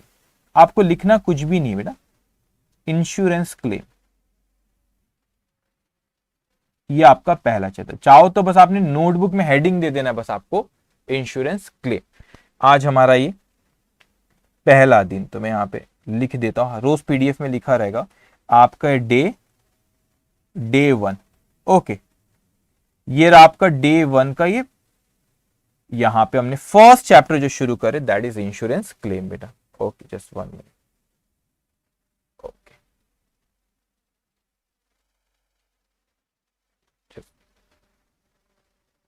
Okay okay, तो first chapter is insurance claim. ध्यान से आप हर बात को मेरी सुनते जाओगे बेटा। एक था बिजनेसमैन बेटा, एक था बिजनेसमैन, और मैं कह दूं आपको, कभी भी कोई चैप्टर के क्वेश्चंस की फिक्र नहीं करना बेटा। कभी भी कोई चैप्टर में उनके क्वेश्चंस की फिक्र मत करना कि जब हम क्वेश्चंस करेंगे, जब क्वेश्चंस तो हो ही जाएंगे बेटा। सबसे इंपॉर्टेंट हर चैप्टर में होता है उस चैप्टर के कंसेप्ट को समझना। अगर आपने उस चैप्टर के कंसेप्ट को अच्छे से समझ लिए बेटा, क्वेश्चन तो हो ही जाएंगे। हम क्वेश्चन करेंगे भी, वैरायटी ऑफ क्वेश्चंस करेंगे, लेकिन सबसे इंपॉर्टेंट होता है बेटा उस चैप्टर के कंसेप्ट को समझना। तो कंसेप्ट बहुत ध्यान से सुनोगे और आप अभी कुछ भी नहीं लिखोगे, आप सिर्फ मेरी बातें बहुत ध्यान से सुनते जाओगे। जो कि सबसे इंपॉर्टेंट पार्ट हम शुरू कर रहे वो है कंसेप्ट। हर चैप्टर का पहला सेशन सबसे इंपॉर्टेंट होता है, क्योंकि उस सेशन में हम उसके कंसेप्ट के बारे में बात करते बेटा। सो एक बिजनेसमैन था बेटा, एक बिजनेसमैन था, उसका नाम था, ठीक है, ये बिजनेसमैन था। अब इसका अच्छा खासा बिजनेस था, ये गारमेंट्स का इसका बिजनेस करा करता था बेटा। तो ये बिजनेसमैन था, इसका नाम हम कोई रख देते, सपोज इसका नाम था राजू, और ये बड़ा ही अच्छा बिजनेस इसका चलता था भाई, बड़ा ही अच्छा बिजनेस इसका था। और इसका किसका बिजनेस था बेटा? गारमेंट्स का बिजनेस था। इसका गारमेंट्स का बिजनेस था, बड़ा अच्छा बिजनेस चल रहा था। एक दिन अचानक ऐसा हुआ कि एक बंदा आया और वो कहने लगा, एक बंदा आया और उससे कहने लगा, अरे राजू बताओ बताओ। मैं राजू को कहता हूं, सपोज मैं ही वो बंदा हूं, और मैंने राजू से कहा राजू बताओ बताओ तुम किस चीज का काम करते हो। और वो कहने लगा मेरा तो गारमेंट्स का बिजनेस है, बड़ा अच्छा व्यापार है, बड़ा अच्छा शोरूम है, बहुत अच्छा फेमस है, मेरी सिटी में बहुत फेमस है, बहुत लोग आते हैं यहाँ पे, मतलब बड़ी अच्छी बात है। मगर मैं था इंश्योरेंस एजेंट। मैंने उसको डराया, मैंने कहा राजू ये तो बड़ी गड़बड़ हो जाएंगी। बोले क्या गड़बड़ हो जाएंगी? मैंने कहा राजू अगर ऐसा ना हो कि कभी आग लग जाए। आपसे पहले मैंने उससे पूछा कि बताओ बताओ तुम्हारे पास नॉर्मली कितना स्टॉक होता है, तुम्हारे पास नॉर्मली तुम्हारी दुकान में कितना स्टॉक रखा रहता है? वो कहता है कि सर 100 लाख का मेरे पास स्टॉक रखा हुआ होता है बेटा, 100 लाख का मेरे पास स्टॉक रखा हुआ होता है बेटा। तो वो कहता है कि 1 करोड़ का स्टॉक तो रखा हुआ ही रहता है, मतलब अच्छी बात है। मगर मैंने कहा क्या आपने सोचे हो, क्या राजू तुमने सोचे हो कभी आग लग गई, कभी आग लग गई तो क्या होगा? आग लगी सेंसिटिव आइटम है, कपड़े तो यूं जल जाएंगे, तो भाई कभी आग लग गई तो ये स्टॉक जो है तो सारा का सारा आपका जल जाएगा। राजू घबराने लगा। राजू बोले बात तो सही है, ये मेरा स्टॉक रखा हुआ है बेटा, ये मेरी दुकान है राजू कहे, और इसमें ये स्टॉक रखा हुआ है बेटा। और वो कहता है कि कभी आग लग जाए, कभी यहां पे आग लग जाए बेटा तो बड़ा ही नुकसान हो जाएगा। मैंने कहा वही तो तुम सोच नहीं रहे हो, कभी अगर आग लग गई यहां पे, कभी आग लग गई तो तुम्हारा तो स्टॉक जल जाएगा। मैं डराया, मैं तो इंश्योरेंस एजेंट था, मैं यहां लिख देता हूं। मैंने कहा मैं तो इंश्योरेंस एजेंट था, तो मैंने उससे कहा देखो देखो, उसे डराया। मैंने कहा कि कभी आग लग गई तो तुम्हारा तो बड़ा नुकसान हो जाएगा। हाँ हाँ, वो कहा बड़ा नुकसान हो जाएगा। तो मैंने कहा क्यों ना हम एक काम करें, इतना है स्टॉक, कभी हो सकता है बेटा कि आग लग जाए, कभी ये भी हो सकता है कि अर्थक्वेक आ जाए, ओके, राइट्स हो जाए, हो ना ऐसे कभी राइट्स हो जाए, फ्लड आ गया बेटा, ठीक, एक्सेट्रा। तो मैंने कहा ऐसी कोई चीज हो जाए जिससे आपका नुकसान हो जाए। ये स्टॉक एग्जांपल हम फायर कर लेते, आग लगने से मैंने कहा कि आपका स्टॉक क्या हो गया बेटा? जल गया। मैंने कहा राजू तुम तो बड़े नुकसान में आ जाओगे, 100 लाख का स्टॉक रखा होता है, कभी जल वल गया तो बड़े नुकसान में। बोले हाँ सर बात तो सही। मैंने कहा मैं एक काम करता हूं, मैं रिस्क कवर करता हूं, रिस्क कवर करता हूं। उसने कहा मतलब? मैंने कहा कि मैं रिस्क कवर कर लेता हूं, अगर कभी आग लगी, अगर कभी आग लगी बेटा तो जो भी नुकसान होगा वो हमारी जो इंश्योरेंस कंपनी वो उसकी भरपाई करके देंगी। तो मैंने कहा कि अगर तुम्हें कभी नुकसान होता है, जो नुकसान हुआ उसकी भरपाई हमारी इंश्योरेंस कंपनी करके देंगी। तो रिस्क है, कवर करो एक रिस्क को, कि वो रिस्क ये कि आग लगने से आपका स्टॉक जल सकता है, उसको मैं कवर करके देता हूं बेटा। मैंने कहा कि उसको मैं कवर करके देता हूं, और मैंने कहा कि अगर कभी ऐसा हो गया तो इंश्योरेंस कंपनी आपकी उसकी भरपाई करके देंगी। हम आपका जो रिस्क है आग लगने का उसको हम कवर करते हैं, क्योंकि अगर नुकसान हो तो हम उसकी भरपाई करके देंगे बेटा। तो दूसरी चीज वो कहता है अच्छा लेकिन कमर्शियल वर्ल्ड है बेटा, फ्री में कुछ नहीं होता। हमने बोले कि रिस्क कवर करके दे रहे, लेकिन उसको भी तो उसके बदले में कुछ देना पड़ेगा बेटा, क्योंकि हम नुकसान हो तो हम भरपाई करके देंगे। तो हमने बोले कि एक अमाउंट तय करते, एनुअली वो अमाउंट मैं आपसे लूंगा और उसके बदले में रिस्क कवर करके दूंगा। तो सपोज मैं इंश्योरेंस एजेंट हूं, आप राजू एग्जांपल, तो मैंने कहा आपको कि मैं रिस्क कवर करता हूं भाई, अगर आपका नुकसान हुआ, स्टॉक जल गया तो मैं भरपाई करके दूंगा, इंश्योरेंस कंपनी जो हमारी वो भरपाई करके देंगी। मगर इसके बदले में कमर्शियल वर्ल्ड है, मैंने आपसे कहा बेटे, मैंने आपसे कहा कि उसके बदले में भी तो मैं आपसे कुछ लूंगा बेटा, उसके बदले में भी तो मैं आपसे कुछ लूंगा बेटा। जब मैं आपसे उसके बदले में कुछ लूंगा तो वो पेमेंट को हम एक नाम से बुलाते, उस पेमेंट को हम कहते हैं बेटे, ओके, उस पेमेंट को हम कहते हैं, ओके, उस पेमेंट को हम कहते हैं प्रीमियम।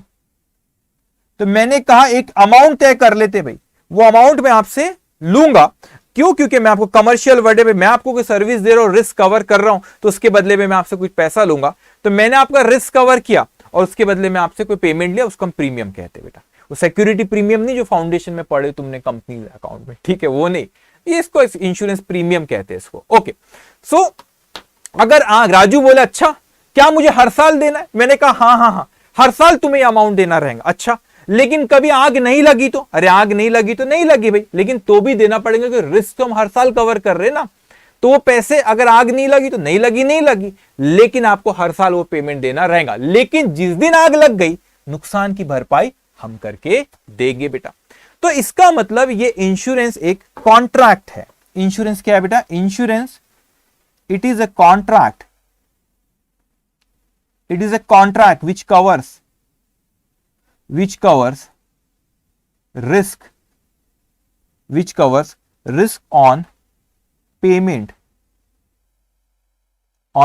of premium। प्रीमियम की पेमेंट करने पे ये रिस्क कवर करता है। तो एक तो कॉन्ट्रैक्ट है जो कि रिस्क कवर करता है, उसके बदले में क्या लेता है बेटा? ये प्रीमियम का अमाउंट लेता है। सो अब यहां पे सर हम तो ठहरे चार्टेड अकाउंटेंट, आप सीए बनने जा रहे हो, हमें यहां पे क्या करना है? वैसे तो पॉलिसी बहुत सारी होती है बेटा, ये इंश्योरेंस पॉलिसी बहुत होती है। तो यहां पे राजू जो इंश्योरेंस एजेंट था उसने बोला अच्छा अच्छा अच्छा, चलो चलो स्टॉक है उसकी भरपाई हम करेंगे, आओ। हमने बोले चलो कॉन्ट्रैक्ट साइन करो। तो इंश्योरेंस एजेंट ने एक पेपर लाया बेटा, उसमें सारी चीजें लिखी रहती है, और वो कॉन्ट्रैक्ट क्या करा गया? उसमें ये बोला गया कि 100 लाख रुपीस का जो स्टॉक है उसका रिस्क हम कवर करते, उसकी भरपाई हम करके देंगे 100 लाख रुपए तक के स्टॉक की बेटा। लेकिन यहां पे हम स्टॉक की ही क्यों बात कर रहे हैं? ये तो पॉलिसी तो इंश्योरेंस के जो रिस्क कवर करने की बात करें तो बहुत तरह के हो सकते होंगे बेटा इंश्योरेंस। आप गाड़ी चलाते हो, व्हीकल इंश्योरेंस हो सकता है, लाइफ के ऊपर इंश्योरेंस निकालता है उसको हम लाइफ इंश्योरेंस कहते हैं। तो इंश्योरेंस तो बहुत तरीके के होते हैं बेटा। लेकिन हमारे सी इंस्टीट्यूट को लगता है कि नहीं नहीं नहीं सर, बच्चों को सिर्फ दो ही तरह के आपको इंश्योरेंस के बारे में यहां पे बात कर रहा है। एक तो होता है स्टॉक के बारे में और एक होता है लॉस ऑफ प्रॉफिट के बारे में बेटा।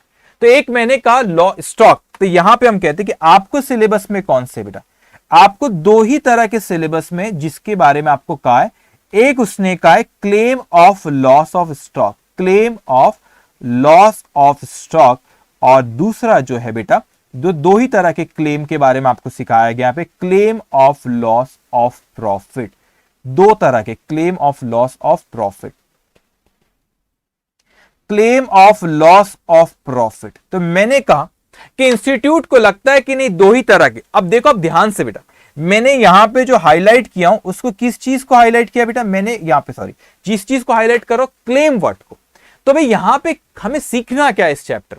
भाई अगर आग लग गई, स्टॉक जल गया, तो राजू तो टेंशन में, राजू बोले मेरा नुकसान हो गया, मगर इस नुकसान को वो क्लेम करेगा इंश्योरेंस कंपनी से।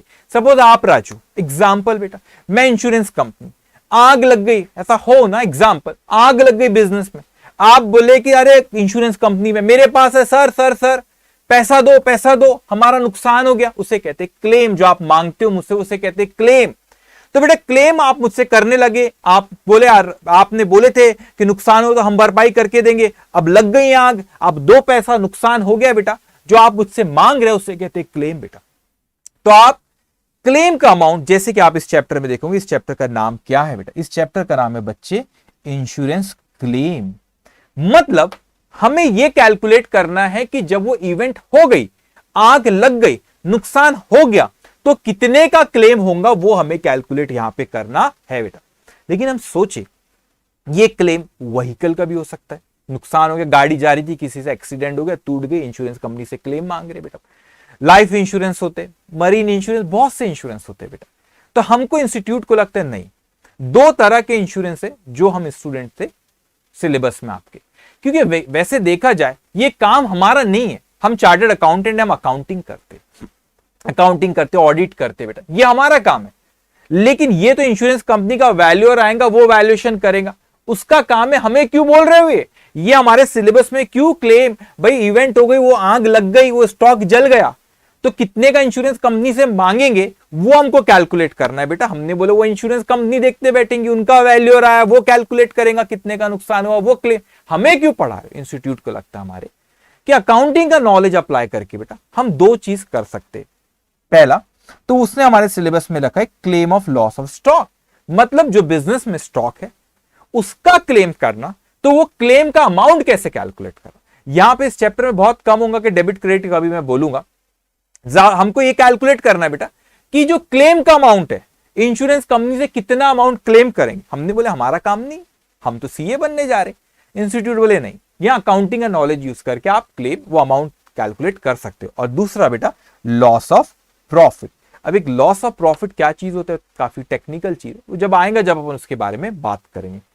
इन अदर वर्ड्स आपको इस चैप्टर में दो चीज पढ़ना है बेटा। एक कि जो स्टॉक है उसमें अगर कोई आग लग जाए या कोई और चीज हो जाए, नुकसान होता है, तो हम इंश्योरेंस कंपनी से क्या करेंगे बेटा।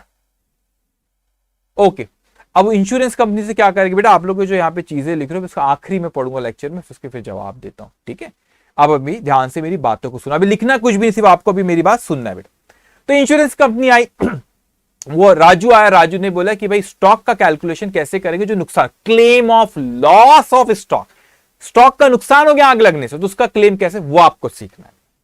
प्रॉफिट का नुकसान, बोलेंगे सर पहली बार सुन रहे हम claim of loss of profit, profit क्या होता है बेटा, claim of loss of profit होता है, तो लॉस ऑफ प्रॉफिट क्या होता है, प्रॉफिट का कैसे नुकसान, वो अपन आगे बात करेंगे। मैं अभी सिंपल वर्ड्स में कहता हूं, कोई आग लग गई कहीं तो आप उस तरीके से बिजनेस नहीं कर पाते हो 4-5 महीने, क्योंकि आपको फिर से पूरा का रेनोवेट करना होता है, फिर उसके बाद बिजनेस शुरू होता है। तो वो 4-5 महीने जो आपका बिजनेस डिस्टर्ब रहा, जब आपका सेल कम होता है, सेल कम होता है तो प्रॉफिट कम होता है, वो जो प्रॉफिट कम होता है उसका भी इंश्योरेंस निकालता है, वो आपके सिलेबस में डिटेल में अपन आगे बात करेंगे।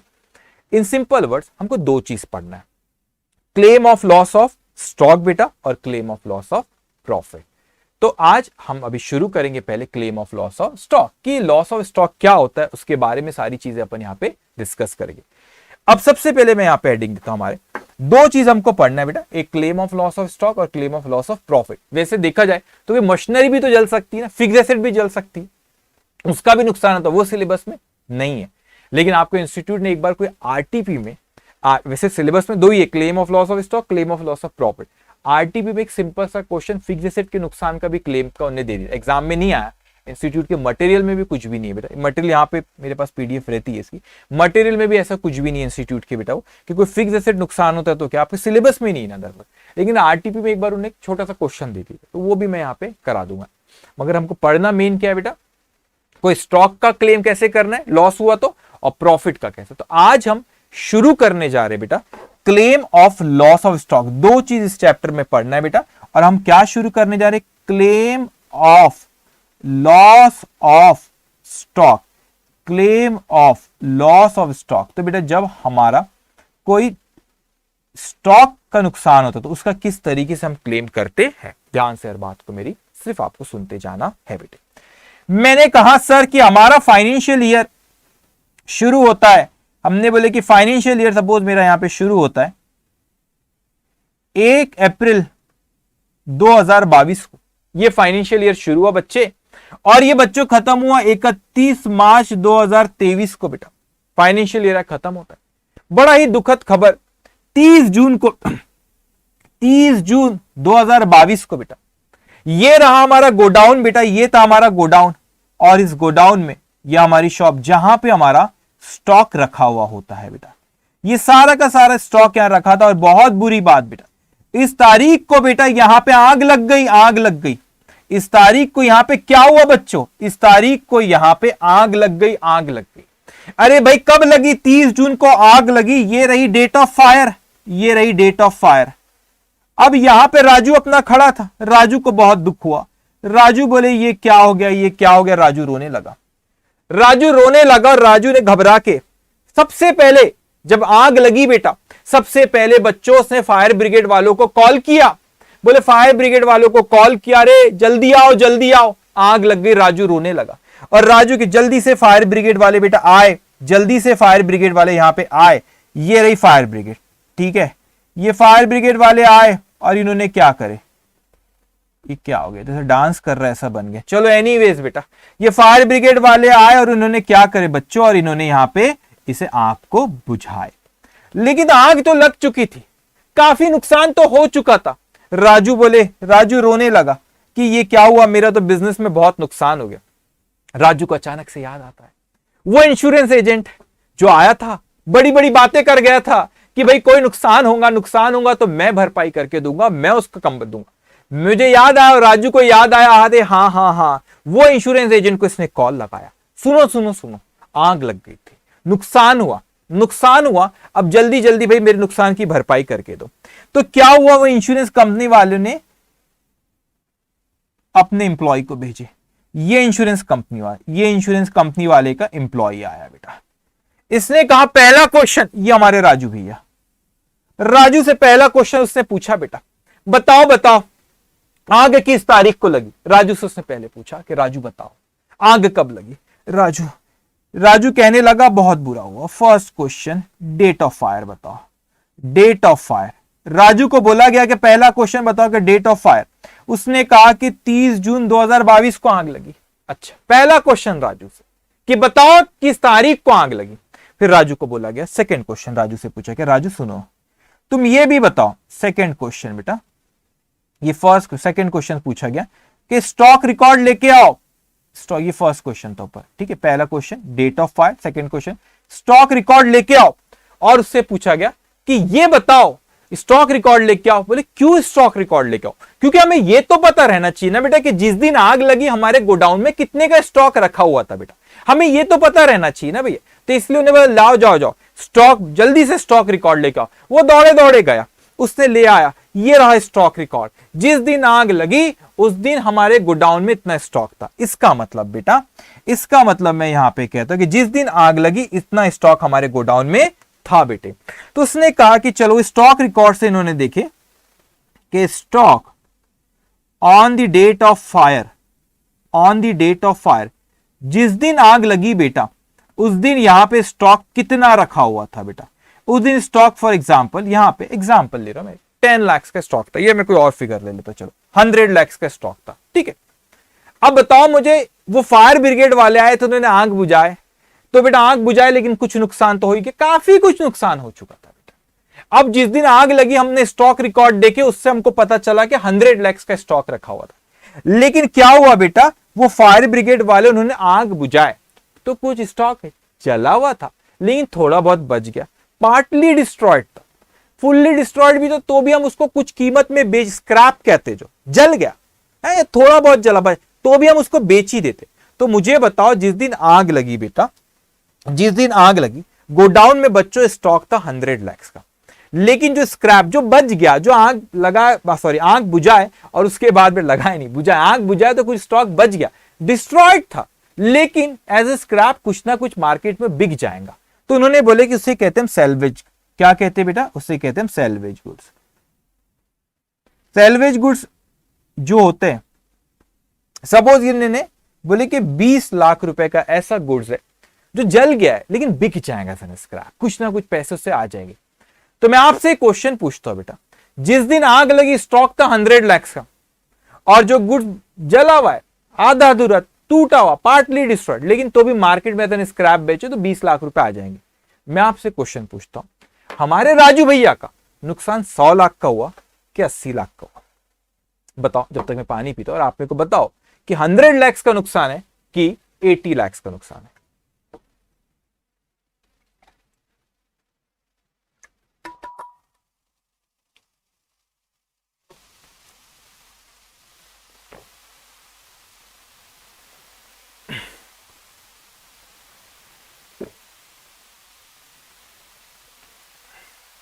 Okay, correct.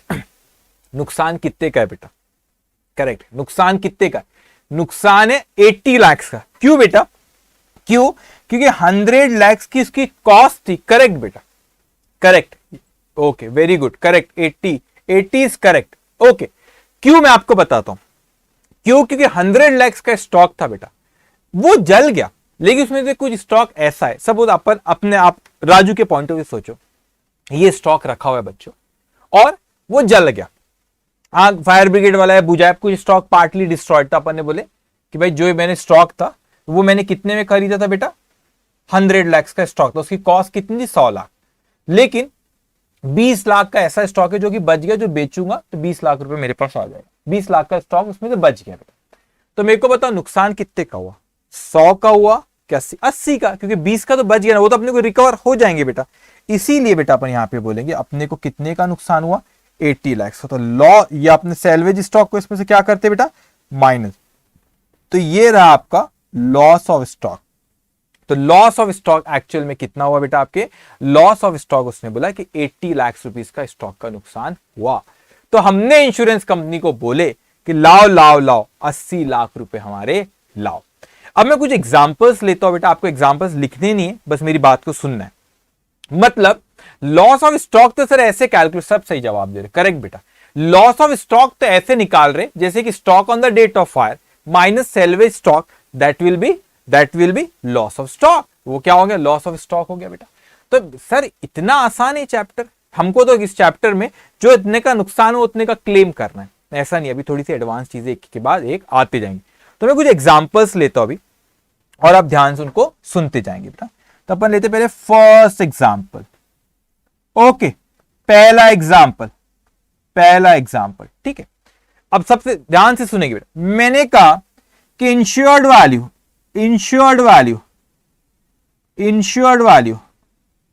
इसे कहते हैं पॉलिसी अमाउंट, कि आपने कितने की पॉलिसी निकाले थे। पॉलिसी अमाउंट वो होती है बच्चे कि इतने की जिम्मेदारी इंश्योरेंस कंपनी ने ली है हमारे स्टॉक की, नुकसान होगा तो हम इंश्योरेंस कंपनी से लेंगे बेटा। सपोज ये 100 लाख था, कितना था बेटा? ये था 100 लाख। मैंने कहा stock on the date of fire, जिस दिन आग लगी, stock on the date of fire बेटा, जिस दिन आग लगी उस दिन बेटा हमारे पास स्टॉक लगा हुआ था 80 लाख का। ध्यान से समझना बेटा, फर्क है। पॉलिसी अमाउंट कितने की थी बेटा? 100 लाख की। मतलब इंश्योरेंस कंपनी ने 100 लाख रुपए तक की जिम्मेदारी ली थी हमारे स्टॉक की।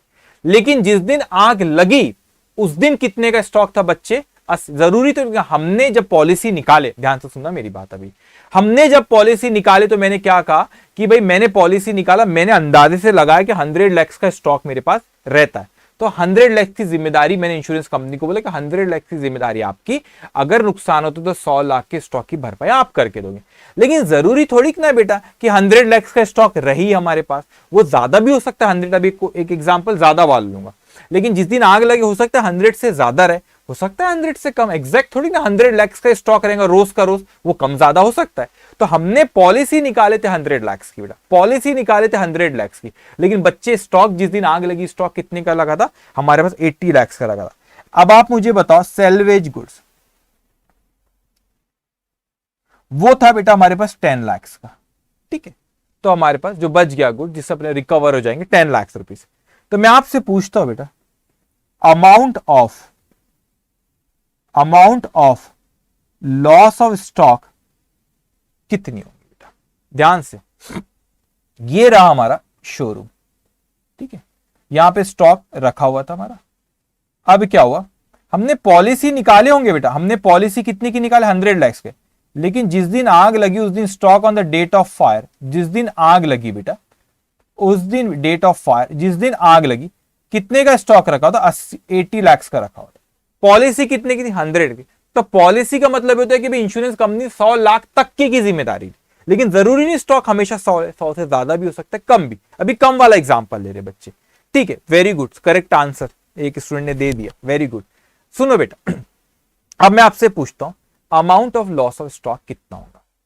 अमाउंट ऑफ, फिर मैं लिखता हूं आगे, लेकिन आप मेरे को एक स्टूडेंट ने सही दे भी दिया बेटे। Amount of loss of stock कितना होगा? 70, 80 और 90, तीन ऑप्शन, 70, 80 और 90 बेटा। Amount of loss of stock बच्चे कितना होगा? 70, 80 और 90। 70 करेक्ट आंसर बेटा, करेक्ट। अब सुनो, how we calculate amount of loss of stock बेटा? Stock on the date of fire, stock on the date of fire, जिस दिन आग लगी उस दिन कितने का स्टॉक था? 80 लाख का। लेकिन सर उसमें से गुड्स कितने बच गए? सेल्वेज गुड्स, उसकी क्या वैल्यू? 10 लाख। तो एक्चुअल में नुकसान कितने का हुआ? 70 लाख। करेक्ट बेटा, सही जवाब दे रहे सब। ओके, तो एक्चुअल में नुकसान कितने का? 70 लाख का। अब मैं आपको एग्जांपल के थ्रू भी आपको उसको प्रूफ करता हूं। कुछ बच्चों के दिमाग में नहीं सर, पॉलिसी तो 100 लाख की थी ना, इंश्योरेंस कंपनी ने बोली थी 100 लाख रुपए तक की भरपाई करके दी। अरे भाई सुनो मेरी बात, ये मेरी एक कार, अभी अपनी एक कार बेटा, ठीक है। अब ये कार जा रही थी, इसमें साइड मिरर होता है ना, ऐसे ही बना ले रहा हूं मैं। ये साइड मिरर है जो मैंने हाईलाइट करा है यहाँ पे, ठीक है बेटा। अब ये साइड मिरर है अपना, अभी समझ लो साइड मिरर है। अब मेरे को बताओ कि हमने व्हीकल इंश्योरेंस निकाले होंगे जितने का भी निकाले। अब अपने इधर आते हैं ऐसे बहुत सारे, अपनी ये बाइक पे एक हीरो, ये क्या बना रहा, चलो ठीक है, ये जो भी है बेटा, ये बाइक है, क्या बन गई, ठीक है, जो भी है ये बाइक है बेटा। अभी बाइक वाला अपना आ रहा था हीरो बनते, और इसने गाड़ी को मार दिया। अब वो गाड़ी में क्या हो गया, मिरर टूट गया। अब इंश्योरेंस कंपनी को मैं बोलूं कि मेरी मर्सिडीज, एग्जांपल, आप once you become a CA, suppose आपके पास मर्सिडीज, आपने बोले मेरी मर्सिडीज 50 लाख रुपए की, मैंने 50 लाख का इंश्योरेंस निकाला था, ये साइड मिरर तोड़ दिया 2 लाख रुपए का, तो इंश्योरेंस कंपनी से तुम 50 लाख मांगोगे 2 लाख मांगोगे? 2 लाख मांगोगे ना, जो नुकसान हुआ वही मांगेंगे ना। अभी पॉलिसी 50, अभी कार थोड़ी ना पूरी की पूरी एक्सीडेंट हो गया, कार थोड़ी ना पूरी टूट गई, खराब हो गई, पूरी बर्बाद हो गई, तो 50 लाख मांगो। अरे साइड मिरर टूटा, जितने का नुकसान उतना ही मांगोगे ना। हाँ बस वही बात है। अरे स्टॉक आपका, आपने पॉलिसी 100 लाख की निकाले होंगे, मगर स्टॉक तो 80 था ना, तो उसमें से जो गुड्स 10 का बच गया, तो बताओ मेरे को नुकसान कितने का? 70 का नुकसान हुआ ना बेटा हमारे पास, तो 70 लाख का नुकसान आपका हुआ है। अब मैं और एक एग्जांपल लेता हूं, ठीक है, आप ध्यान से सुनेंगे बेटा। अब मैं लेता हूं यहां पे सेकंड एग्जांपल बेटे, सेकंड एग्जांपल, ठीक है, आप मुझे जवाब दोगे बेटा। सेकंड एग्जांपल ध्यान से बच्चे, मैंने कहा यहां पे इंश्योर्ड वैल्यू, इंश्योर्ड वैल्यू का मतलब क्या होता है, पॉलिसी अमाउंट, कितने की आपने पॉलिसी निकाली, लिख देता हूं ब्रैकेट में, पॉलिसी अमाउंट। इसको अपन वही लेते हैं 100 lakh. Stock on the date of fire, stock on the date of fire,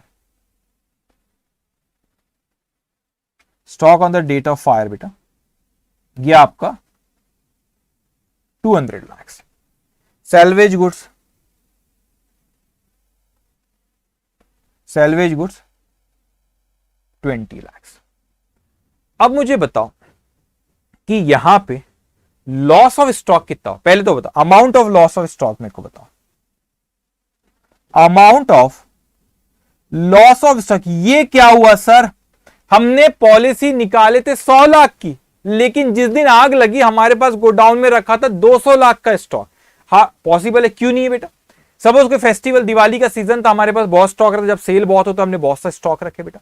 और अब मैंने कहा यहां पे बेटा कि यहां पे मेरा क्वेश्चन है कि भाई हमारे पास 100 लाख की पॉलिसी निकाले थे, मगर स्टॉक उस दिन रखा था 200 लाख रुपए का। सैल्वेज गुड्स कितने, 20 लाख रुपए के बच्चे। तो मेरे को बता amount of loss of stock कितना होगा, तो मैं यहां पहले लिखता हूं stock on the date of fire, stock on the date of fire minus salvage goods, value of salvage goods हमारी, ये सैल्वेज गुड्स। ओके अब बताओ बच्चों 180 कोई 80, ठीक है। अब ध्यान से बच्चे, stock on the date of fire कितना, जिस दिन आग लगी स्टॉक कितने का था? मैंने कहा सर जिस दिन आग लगी स्टॉक रखा हुआ था 200 लाख का। सैल्वेज गुड्स कितना, 20 लाख, तो नुकसान कितना हुआ, 180 lakh. Amount of loss of stock एक अलग चीज है, और इंश्योरेंस कंपनी से बेटा क्लेम कितना करना वो एक अलग चीज। अब समझो फर्स्ट और सेकंड एग्जांपल में डिफरेंस बेटा। मुझे एक बात बताओ बेटा कि मैंने 200 लाख रुपए का स्टॉक था, 20 लाख रुपए का नुकसान हुआ, सैल्वेज गुड्स था तो नुकसान हो गया 180 लाख का। मैं ठहरा राजू, मैं गया इंश्योरेंस कंपनी के पास, मैंने कहा सुनो सुनो सुनो, आपने बोले थे कि जो नुकसान होगा उसकी भरपाई आप करके दोगे, 180 लाख रुपए का नुकसान हो गया, 200 लाख का स्टॉक था, 20 सैल्वेज है तो 180 का नुकसान हो गया बेटा। तो मैंने कहा चलो लाओ लाओ 180 लाख। बोले पागल हो गए, पॉलिसी तो 100 लाख की निकाले थे ना भाई साहब, तो उनके जिम्मेदारी 100 लाख का ही था, तो उन्होंने बोले कि हम क्यों आपको 180 लाख रुपए दें। तब कुछ बच्चे सोचेंगे सर ठीक है 180 लाख का जो नुकसान हुआ उसमें से 100 लाख रुपीज अपन इंश्योरेंस कंपनी से ले लेंगे। 180 लाख का क्या हुआ बेटा, लॉस हुआ, उसमें से 100 लाख, मैक्सिमम बच्चे भी 100 बोल रहा है, अभी थोड़ा सा चेंज आएगा तो आपका माइंड भी चेंज होगा, ध्यान से। तो अभी आप ये सोच रहे हो कि भाई 180 लाख का नुकसान हुआ, लेकिन हमने 100 लाख की पॉलिसी निकाले थे, तो हम इंश्योरेंस कंपनी से 100 लाख रुपीज क्लेम करेंगे। इंश्योरेंस कंपनी बहुत चालाक होती है बेटा, इंश्योरेंस कंपनी बहुत चालाक होती है। अभी मेरी बात ध्यान से सुना, वो अपना नुकसान क्यों कराएंगे, अभी समझो मैं क्या कहना चाह रहा हूं, आपको 2 मिनट में समझ में आएगा। मैंने कहा बेटा कि total stock on the date of fire, on the date of fire कितने का टोटल स्टॉक था बेटा? और total stock on the date of fire कितने का था? 200 लाख का बेटा। ठीक है, अब ध्यान से बच्चे, इसमें से 100 लाख का स्टॉक इंश्योर्ड था। 100 लाख का स्टॉक क्या था बेटा? इंश्योर्ड था। इंश्योर्ड मतलब उतने का इंश्योरेंस निकाल रखे थे। ये 100 लाख जो थे बेटा इंश्योरेंस कंपनी के भरोसे, इंश्योरेंस कंपनी के भरोसे ये 100 लाख रुपए जो थे बेटा, 100 लाख रुपए का जो स्टॉक था, हमने बोले मेरे गोडाउन में 200 लाख का स्टॉक होगा, लेकिन बेटा इसमें से 100 लाख का स्टॉक किसके भरोसे था? इंश्योरेंस कंपनी के भरोसे था, कि भाई आपके भरोसे। और बचा हुआ जो 100 लाख था बेटा वो अनइंश्योर्ड था। वो किसके भरोसे था बेटा? वो ओनर के भरोसे, मतलब राजू के भरोसे, ओनर के भरोसे। तो मैं लिख देता हूं यहां पे राजू, अपना जो एग्जांपल है राजू। तो भाई साहब मेरे पास जो स्टॉक रखा हुआ था 200 लाख रुपए का स्टॉक रखा हुआ है, इसमें से 100 लाख के स्टॉक की जिम्मेदारी मेरी। आग लगी तो मैं उसका बेयर करूंगा लॉस को, और 100 लाख के स्टॉक की जिम्मेदारी इंश्योरेंस कंपनी की। आग लगी तो वो उसका वो मेरे को भरपाई करके इसकी देंगे बेटा। अब हुआ क्या कि जिस दिन आग लगी बेटा, ये रहा हमारा गोडाउन। अब इसमें स्टॉक रखा हुआ है बेटा, स्टॉक को 200 लाख का स्टॉक रखा हुआ है बेटा। अब क्या हुआ कि ये जो फायर ब्रिगेड वाले आए, ठीक है। अब फायर ब्रिगेड वाले आए और इन्हें आग बुझाने लगे बेटा, ठीक है। इन्होंने ये आग बुझाने लगे। अब फायर ब्रिगेड वाले आग बुझाने लगे, इसमें स्टॉक कितने का रखा हुआ है? 200 लाख रुपए का स्टॉक रखा हुआ है बेटा। 200 लाख रुपए का स्टॉक रखा है बच्चे। 100 लाख इंश्योर्ड है और 100 लाख अनइंश्योर्ड है बेटा। तो 100 लाख इंश्योरेंस का, 100 लाख का स्टॉक 100 लाख का स्टॉक इंश्योरेंस कंपनी के भरोसे और 100 लाख का स्टॉक राजू के भरोसे बेटा। तो मुझको एक बात बताओ, जब ये फायर ब्रिगेड वाले आए, पानी बेटा डाले और आग बुझाने लगी, तो उन्होंने ऐसा बोले क्या? उन्होंने ये 20 लाख के स्टॉक को बचाए ना बेटा, सैल्वेज जो था, ये जो गुड्स 20 लाख के स्टॉक को बचाए बेटा। तो यहां तो लड़ाई वाली बात हो गई। इंश्योरेंस कंपनी बोलेंगे जो 20 लाख के स्टॉक जो उन्होंने बचाए बेटा, वो हमारे जो स्टॉक थे, जो 100 लाख का स्टॉक हमारे भरोसे था, लेकिन जो उन्होंने 20 लाख के जो स्टॉक बचाए बेटा, वो हमारे स्टॉक रखे थे, जो इंश्योर्ड वाले थे। तो एक्चुअल में 80 का ही नुकसान हुआ, तो हम लोग 80 देंगे। राजू बोलेगा ना ना ना ना, एक वो जो 100 लाख का स्टॉक मेरा वाला जो रखा हुआ था, वो 100 लाख का जो स्टॉक मेरा वाला जो रखा था, उसमें से 20 लाख के स्टॉक उन्होंने बचाए बेटा। जो अब मेरे को बताओ, वो 20 लाख फायर ब्रिगेड वालों ने मेरा स्टॉक, तो मैं राजू मैं लड़ रहा हूं कि 20 लाख का स्टॉक मेरा बचा है। इधर वहां पे इंश्योरेंस कंपनी बोलती नहीं नहीं नहीं, वो जो 20 लाख का सैल्वेज गुड्स है वो हमारा बचा है, तो वो 20 लाख का हमारा बचा है तो हम 80 देंगे। मैं बोला नहीं नहीं नहीं, वो 20 लाख का जो स्टॉक बचा है वो मेरा बचा है, तो मैं मेरा 80। तो वो बोलते कि जो हमारा 100 था उसमें से 20 उसने बचा लिया, तो वो 80 लाख ही हमको देने के लिए बात कर। बोला नहीं, वो स्टॉक मेरा था तो मेरा वाला बचा है। तो मैं बोलूंगा कि मेरा बचा है, तो आपका जो स्टॉक 100 लाख जो आपके भरोसे था वो तो पूरा जल गया, तो मैं आपसे 100 लूंगा। तो दोनों लड़ने लगेंगे कि भाई वो गुड्स जो था वो किसका बचा है, फायर ब्रिगेड वालों ने किसका बचा है। तो यहां पे ऐसी कोई सिचुएशन अपन करते बेटा, ऐसा कुछ करते कि दोनों का जो 20 लाख रुपए का जो था बेटा हमारा सैल्वेज, ध्यान से सुनना, 20 लाख रुपए का जो सैल्वेज था बेटा, वो दोनों का ही गुड्स बचा, हम ऐसा मानते। तो दोनों का ही मतलब, अब ध्यान से सुनेंगे, फॉर्मूला लोग इसका फॉर्मूला रटते, फॉर्मूला मत रटना, कंसेप्ट समझना, फॉर्मूला खुद ही बना लेंगे अभी अपन। मैं कहता हूं बेटा कितने का स्टॉक इंश्योरेंस का, पॉलिसी अमाउंट कितने की थी बच्चे? पॉलिसी अमाउंट थी 100 लाख रुपए की। कितने की थी पॉलिसी अमाउंट? 100 लाख रुपए की। लेकिन हमारा स्टॉक कितना था? 200 लाख का। इसका मतलब ये 100 डिवाइडेड बाय 100 करो, ये आता है बेटा 50%। This is nothing but percentage of insurance, percentage of insurance of stock. आप मेरे को बताओ, 200 लाख रुपए का स्टॉक रखा हुआ है बेटा, उसमें से 100 लाख का स्टॉक इंश्योरेंस कंपनी के भरोसे।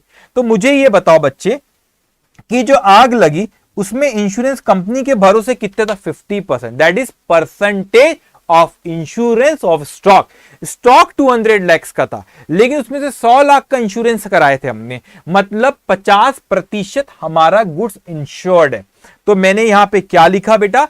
Percentage of insurance of stock 100 divided by 200, वो 100 क्या है बेटा, पॉलिसी अमाउंट, वो 200 क्या है बेटा, stock on the date of fire, वो 200 क्या है, stock on the date of fire. मतलब 200 में से 100 का इंश्योरेंस कराए तो 50% हमने इंश्योरेंस करा रखे थे। तो इंश्योरेंस कंपनी कहती है जो लॉस हुआ उसका भी 50% ही मैं दूंगी। तो लॉस कितना हुआ बेटा, 180 लाख का, ये ऊपर लिखा है 180 लाख का हुआ, तो ये आता है बेटा 90 लैक्स, ये आता है 90 लैक्स बेटा। तो इसे कहते हैं average clause. What is average clause बेटा, क्यों, क्योंकि भाई साहब जो बेनिफिट है सैल्वेज गुड्स का वो तो दोनों बोलेंगे कि मेरा स्टॉक बचा, मेरा स्टॉक बचा, तो इसीलिए इंश्योरेंस कंपनी कहती है कि ना, ऐसा कुछ करो कि दोनों को उसका बेनिफिट मिले। इसे कहते हैं एवरेज क्लॉज। 2 मिनट पेशेंस रखना और क्लियर होगा पॉइंट। तो इसको कहते हैं जब क्लेम होता है, तो ये क्लेम जो होता है एवरेज क्लॉज का एक कंसेप्ट होता है, इसे कहते हैं बेटा एवरेज क्लॉज। एवरेज क्लॉज का एक कंसेप्ट, उसका फॉर्मूला होता है insured value divided by stock on the date of fire multiply by loss. ये इसका फॉर्मूला होता है बेटा। इसको फॉर्मूले को रटो मत, फॉर्मूले को रटो मत, कंसेप्ट समझ लो।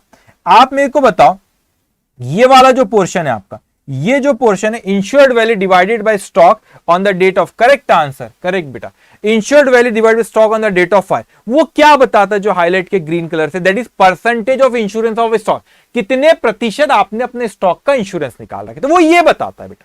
तो लॉस का भी उतना ही परसेंट इंश्योरेंस कंपनी बोलती है मैं बेयर करूंगी। तो लॉस हुआ 180 लाख का, तो 180 लाख का 50% करो तो होता है 90 लाख, तो 90 लाख ही इंश्योरेंस कंपनी देंगी। तो ये कंसेप्ट होता है एवरेज क्लॉज। एवरेज क्लॉज का आपको रटने की कोई चीज जरूरत नहीं बेटा। ये देखो यहाँ पे जो बच्चे मैंने ये लिखा, ये जो लिखा ये क्या है आपका पॉलिसी अमाउंट आपका, ये 200 क्या आपका स्टॉक है और ये 180 क्या आपका लॉस है। तो आपका वो पूरा का पूरा नहीं देंगी ना, आपको वो जितने प्रतिशत इंश्योरेंस करा उतने ही प्रतिशत, उतने ही परसेंटेज, करेक्ट आंसर, उतने ही परसेंटेज वो हमको क्लेम देंगी बेटा। तो यहां पे इस कंसेप्ट को हम कहते हैं बेटा एवरेज क्लॉज। अब मेरे दिमाग में आता है कि सर यहां पे एग्जाम्पल, जो फर्स्ट एग्जाम्पल लिया था बेटा, ने जो फर्स्ट एग्जाम्पल लिया था वहां पे amount of loss of stock था 70 लाख रुपीज। तो क्या मैं, मेरा 70 लाख रुपए का नुकसान हुआ था बेटा, तो क्या ये 70 लाख रुपए मैं पूरे के पूरे इंश्योरेंस कंपनी से क्लेम करूंगा क्या? क्योंकि यहां पर भी मैं लिखता हूं, यहां पर मैं लिखता हूं कि यहां पे बेटा क्या मैं 180 लाख का था, लेकिन यहां पर बेटा मैं अगर देखूं तो क्लेम मैं कितना करूंगा, यहां पर मैं क्लेम कर रहा हूं 90 लाख। तो claim equals to average clause में जो आपका रहा है एवरेज क्लॉज, तो यह प्रपोर्शनेट जाता है, प्रपोर्शनेट। तो 180 लाख का नुकसान था लेकिन हमने 90 ही क्लेम करे। लेकिन यहां पे जो क्लेम मैंने यहां पे लिखा बेटा, यहां पे पूरा लॉस ऑफ स्टॉक जो था पूरा का पूरा आपने क्लेम करे फुल। तो यहां पे बच्चे फुल क्लेम कर रहे हो और यहां पे प्रपोर्शनेट कर रहे हो। तो मुझे पहले बताओ बेटा, यहां पे पहले एग्जांपल में फुल क्लेम क्यों करे, 70 लाख रुपए का पूरा क्लेम कर लिया अपन ने। तो क्यों पूरा का पूरा क्लेम कर लिया अपन, 70 लाख का पूरा क्लेम करे, तो क्यों से पहले एग्जांपल में 70 लाख का क्लेम करे पूरा? उसका रीजन ये है कि आपने जो जितने का पूरा आपका stock on the date of fire कितना था, 80 लाख, और आपका पॉलिसी का अमाउंट कितनी थी, 100। तो आपका 80 लाख का stock on the date of fire था, पॉलिसी अमाउंट मतलब ये 80 लाख का जो स्टॉक गोडाउन में रखा हुआ था वो पूरा का पूरा किसके भरोसे था, इंश्योरेंस कंपनी के भरोसे था। तो ये जो स्टॉक मेरा यहां पे रखा था 80 लाख का बेटा, ये पूरा इंश्योरेंस कंपनी के भरोसे था, क्यों?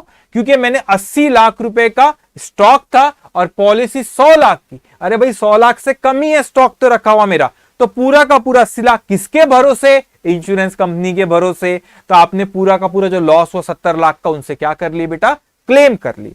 लेकिन यहां पे एवरेज प्रोपोर्शनेट क्यों निकाले, क्योंकि यहां पे पूरा का पूरा स्टॉक इंश्योरेंस कंपनी के भरोसे नहीं था। जिस दिन आग लगी कितने का स्टॉक था, 200 का, लेकिन पॉलिसी कितने की निकाले थे, 100 की। तो इंश्योरेंस कंपनी के भरोसे 50% ही था, तो लॉस का 50% ही देंगी। तो इसीलिए यहां पे बेटा एवरेज क्लॉज के थ्रू अपन यहां पे कैलकुलेट करते, क्या कैलकुलेट करते, क्लेम का अमाउंट। सो कब एवरेज क्लॉज लगेगा बेटा, कब एवरेज क्लॉज लगेगा? एवरेज क्लॉज हमारा लगता है जब stock on the date of fire, if stock on the date of fire is more than the policy amount, तो फिर एवरेज क्लॉज के थ्रू हम लोग इंश्योरेंस क्लेम करते हैं। तो एवरेज क्लॉज में सिर्फ प्रोपोर्शनेट करते, एवरेज क्लॉज में सिर्फ क्या करते बेटा हम लोग, प्रोपोर्शनेट करते बेटा। और दूसरा हमारा अगर एवरेज क्लॉज नहीं लगता तो जो फुल लॉस रहता है पूरा का पूरा क्लेम करते हैं। मगर कब हमारा एवरेज क्लॉज लगता है, जब कुछ स्टॉक हमारे भरोसे, कुछ स्टॉक इंश्योरेंस कंपनी के भरोसे, जब एवरेज क्लॉज एप्लीकेबल होता है बेटा। अदरवाइज आपको फुल अमाउंट हम इंश्योरेंस कंपनी से क्या कर, पूरे के पूरे लॉस को इंश्योरेंस कंपनी से क्या कर लेते बेटा, क्लेम करते हैं। अब मैं एक और एग्जांपल लेता हूं बेटा, एक और एग्जांपल लेता हूं और आप मेरे को इसका जवाब देते जाओगे, ठीक है। मैं सिर्फ लिख रहा हूं यहां पे थर्ड एग्जांपल, थर्ड एग्जांपल बेटा, थर्ड एग्जांपल से अब इंश्योर्ड वैल्यू पॉलिसी अमाउंट, कितने की पॉलिसी निकाले थे, मैंने कहा हमने निकाले बेटा यहां पे 300 लाख की पॉलिसी थी, ठीक है। Stock on the date of fire, stock on the date of fire, जिस दिन आग लगी बेटा उस दिन कितने का स्टॉक रखा हुआ था, 400 लाख का। जिस दिन आग लगी कितने का स्टॉक था, 400 लाख का। सैल्वेज गुड्स वो कितने का बचा, 40 लाख का। तो मुझे बताओ बच्चों, लॉस ऑफ स्टॉक कितना होगा, stock on the date of fire, stock on the date of fire minus salvage goods. मुझे एक बात बताओ बेटा, जिस दिन आग लगी उस दिन स्टॉक कितने का था बच्चों, 400 लाख रुपए का स्टॉक था, 400 लाख का। तो हमने देखिए 400 लाख का स्टॉक था, गुड्स जो बचा वो था 40 लाख का, गुड्स क्या हुआ बेटा, बचा। तो मेरे को एक बात बताओ बेटा, नुकसान कितने का हुआ, 360 लाख का, ठीक है। नुकसान हुआ, ये नुकसान एक अलग चीज है, क्लेम करना एक अलग चीज है बेटा, ठीक है। तो ये नुकसान हुआ 360 लाख का। तो मुझे एक बात बताओ, क्या मैं इंश्योरेंस कंपनी से जाके बेटा पूरे के पूरे 360 लाख रुपए लू के, क्योंकि पॉलिसी 300 लाख की है और नुकसान हुआ 360 का। क्योंकि जिस दिन आग लगी बेटा, ये मेरा गोडाउन है, ये मेरा गोडाउन है बेटा, जिस दिन आग लगी मेरे गोडाउन में कितने का स्टॉक था, 400 लाख का बेटा। तो इसमें 300 लाख इंश्योर्ड था और 100 लाख अनइंश्योर्ड था, क्योंकि टोटल 400 लाख का था, टोटल 400 लाख था। तो उसमें से 300 लाख का इंश्योर्ड था और 100 लाख का अनइंश्योर्ड था। तो इंश्योरेंस कंपनी के भरोसे कितना स्टॉक रखा था, मेरा स्टॉक 400 लाख का था, पॉलिसी तो मैंने 300 की निकाला, पॉलिसी तो मैंने कितने की निकाला बेटा, 300 के। करेक्ट आंसर 270, करेक्ट बेटा, वेरी गुड, 270 बहुत ठीक है। सुनो तो मेरे को एक बात बताओ, करेक्ट, वेरी गुड बेटा। अब यहां पे 300 का स्टॉक इंश्योरेंस कंपनी के भरोसे, 100 का स्टॉक हमारा, क्योंकि जिस दिन आग लगी उस दिन स्टॉक कितना था, 400 का। लेकिन हमने पॉलिसी कितने की निकाले, 300 की। तो मैं अगर यहां से कहूं, यहां पे जो क्लेम होगा बेटा वो एवरेज क्लॉज है। तो जब भी stock on the date of fire, stock on the date of fire more than policy में, तो एवरेज क्लॉज लगता है। सुनो फॉर्मूला बाद में लिखता हूं, पहले यहां नीचे देखो। मैंने कहा कितने का आपकी पॉलिसी थी, बोले 300 लाख की, कितने का स्टॉक था, 400। तो मेरे को बताओ फॉर्मूला क्या बताता है बेटा, ये फॉर्मूला बताता है percentage of insurance of stock, आपने कितने प्रतिशत स्टॉक का इंश्योरेंस निकाले। 400 का स्टॉक था, करेक्ट आंसर दे रहे बेटा आप, 400 का स्टॉक था, वेरी गुड, 400 का स्टॉक था बेटा। 400 के स्टॉक में से हमने 300 का इंश्योरेंस निकाले, तो 75% आता है ना बेटा, 75% आता है कि नहीं आता है, 75% आ रहा है। तो हमने अपने स्टॉक, जिस दिन आग लगी गोडाउन में जो स्टॉक था उसका 75% हमने इंश्योरेंस निकाल रखे थे बेटा। तो मेरा लॉस जो ऊपर हुआ वो था 360 बेटा, तो क्लेम भी मुझे 75% ही मिलेगा ना। तो 300 डिवाइड बाय 400 कर तो दैट्स कम 0.75, तो 75% ऑफ 360 करते हो तो वो आता है 270 बेटा। तो क्लेम मेरा यहाँ पे 270 का होगा। तो लोग इस फॉर्मूले को याद करते, फॉर्मूले को लोग ऐसे लिखते कि insured value divided by stock on the date of fire multiply by loss, इस तरीके से फॉर्मूला। लेकिन फॉर्मूला बना कैसे बेटा, ये दो चीज तो आपको ये बता दी कि आपने कितने प्रतिशत, वेरी गुड बेटा, कितने प्रतिशत आपने ठीक है, बहुत प्योर हिंदी तो नहीं, कितने परसेंटेज आपने अपने स्टॉक का इंश्योरेंस निकाले, तो 400 में से 300 का निकाले थे बेटा, तो 75% निकाले थे, तो लॉस जो उसका भी 75% ही मिलेगा। Very good, correct. ये कंसेप्ट एवरेज क्लॉज, बहुत बच्चों का एवरेज क्लॉज का कंसेप्ट नहीं समझता, उसके फॉर्मूले को याद करते, आप कंसेप्ट समझ लो। अब बेटा मैं यहां पे सिंप्लीफाई करने के लिए जो हमने अभी तक जो भी पढ़े, जो भी अभी हमने पढ़े, उसका एक चार्ट बना देता हूं, और कुछ भी मत लिखना आपका, मैं जो बोल रहा हूं उसको सुन के समझना आपका ज्यादा इंपॉर्टेंट है, लिखना आपके पीडीएफ शेयर हो जाएंगे, तो आपको कुछ भी नहीं लिखना, जो क्वेश्चंस रहेंगे बस वही लिखना रहेगा।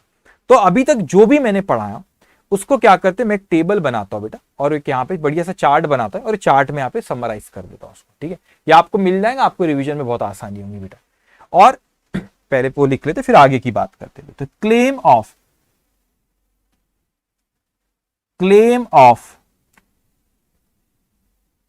लॉस ऑफ स्टॉक, ये दो पॉसिबिलिटी हो सकती है बेटा। एक हमारा stock on the date of fire, stock on the date of fire is less than the policy amount, जो कि आपने फर्स्ट एग्जांपल जो मैंने ऊपर लिखा वैसा है बेटा, फर्स्ट एग्जांपल जो ऊपर लिखा ना उसकी तरह। तो आपका जो स्टॉक है वो पॉलिसी अमाउंट से कम है, तो भाई जैसे फर्स्ट एग्जांपल 100 लाख की पॉलिसी थी, स्टॉक 80 लाख का, तो पूरा इंश्योरेंस कंपनी के भरोसे अपने को कोई सोचना ही नहीं। अब वहां पे जो क्लेम अपन कैसे कैलकुलेट करेंगे क्लेम बेटा, ठीक है, वहां पे क्लेम कैसे कैलकुलेट करेंगे, हम पहले देखेंगे stock on the date of fire कितना था, stock on the date of fire कितना था, stock on the date of fire कितना था बेटा, वो जो भी अमाउंट आपका आता उसमें से आप सैल्वेज वैल्यू को अपन इसमें से माइनस कर देंगे बेटा, और जो भी आया आपका वो लॉस हो गया, जो भी आया आपका ये क्या हो गया बेटा, ये आपका लॉस ऑफ स्टॉक हो गया।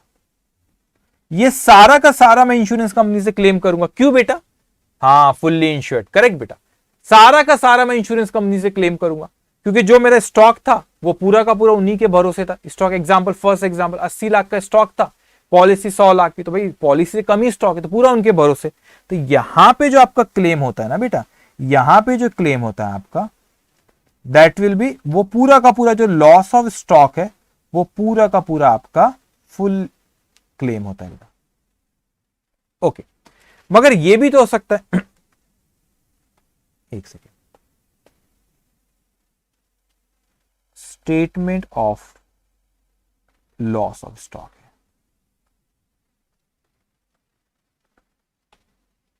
ओके। अब सेकेंड बेटा, मगर ये भी तो हो सकता है, जो पढ़े उसका अपन समराइज कर रहे बेटा, ये भी तो हो सकता है कि stock on the date of fire, stock on the date of fire is more than the policy amount, is more than the policy amount, जो आपने बेटा सेकेंड एंड थर्ड एग्जाम्पल में जो अपन ने अभी करे, ठीक है।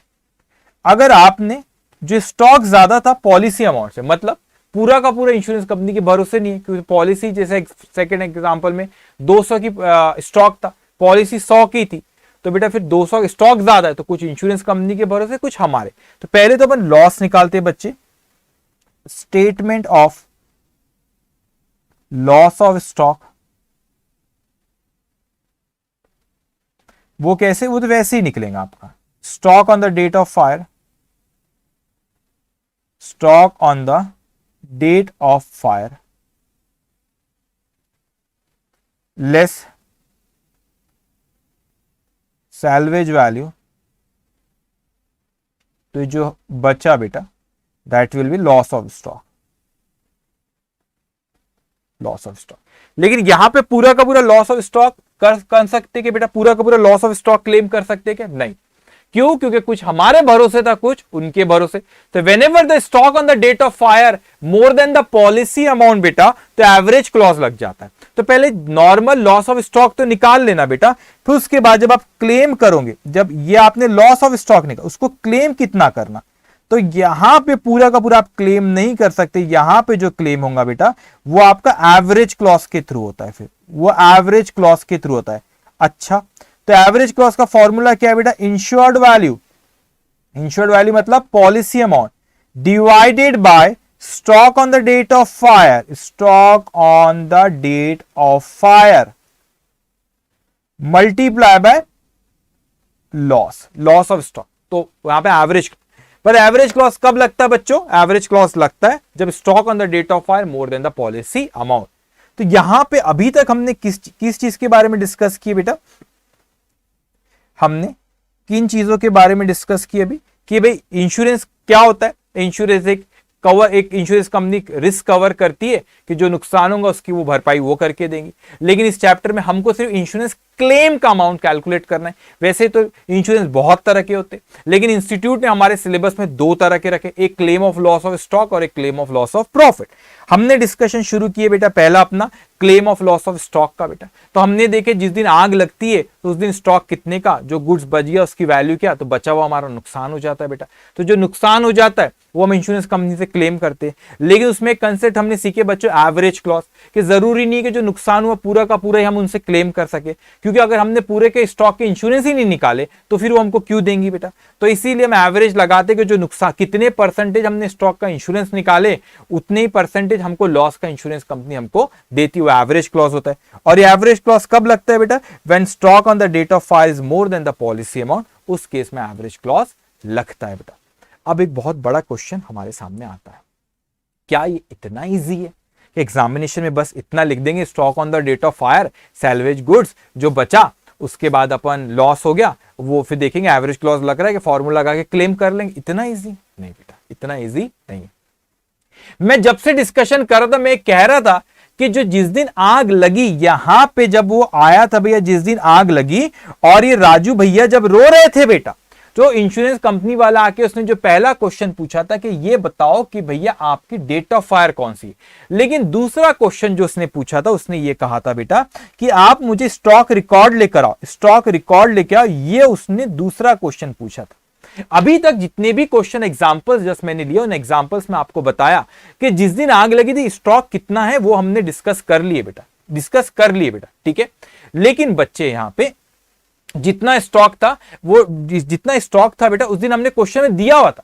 लेकिन ये इंपॉर्टेंट पॉइंट आता है, इतना इजी नहीं बेटा, ये सबसे बड़ा क्वेश्चन मार्क ये कि भाई stock on the date of fire कितना है, तो क्वेश्चन में दिया नहीं बेटा। अरे आग लगी, जिस दिन आग लगी तो वो आग ये तो नहीं बोलेंगी कि चलो चलो स्टॉक को जलाता हूं।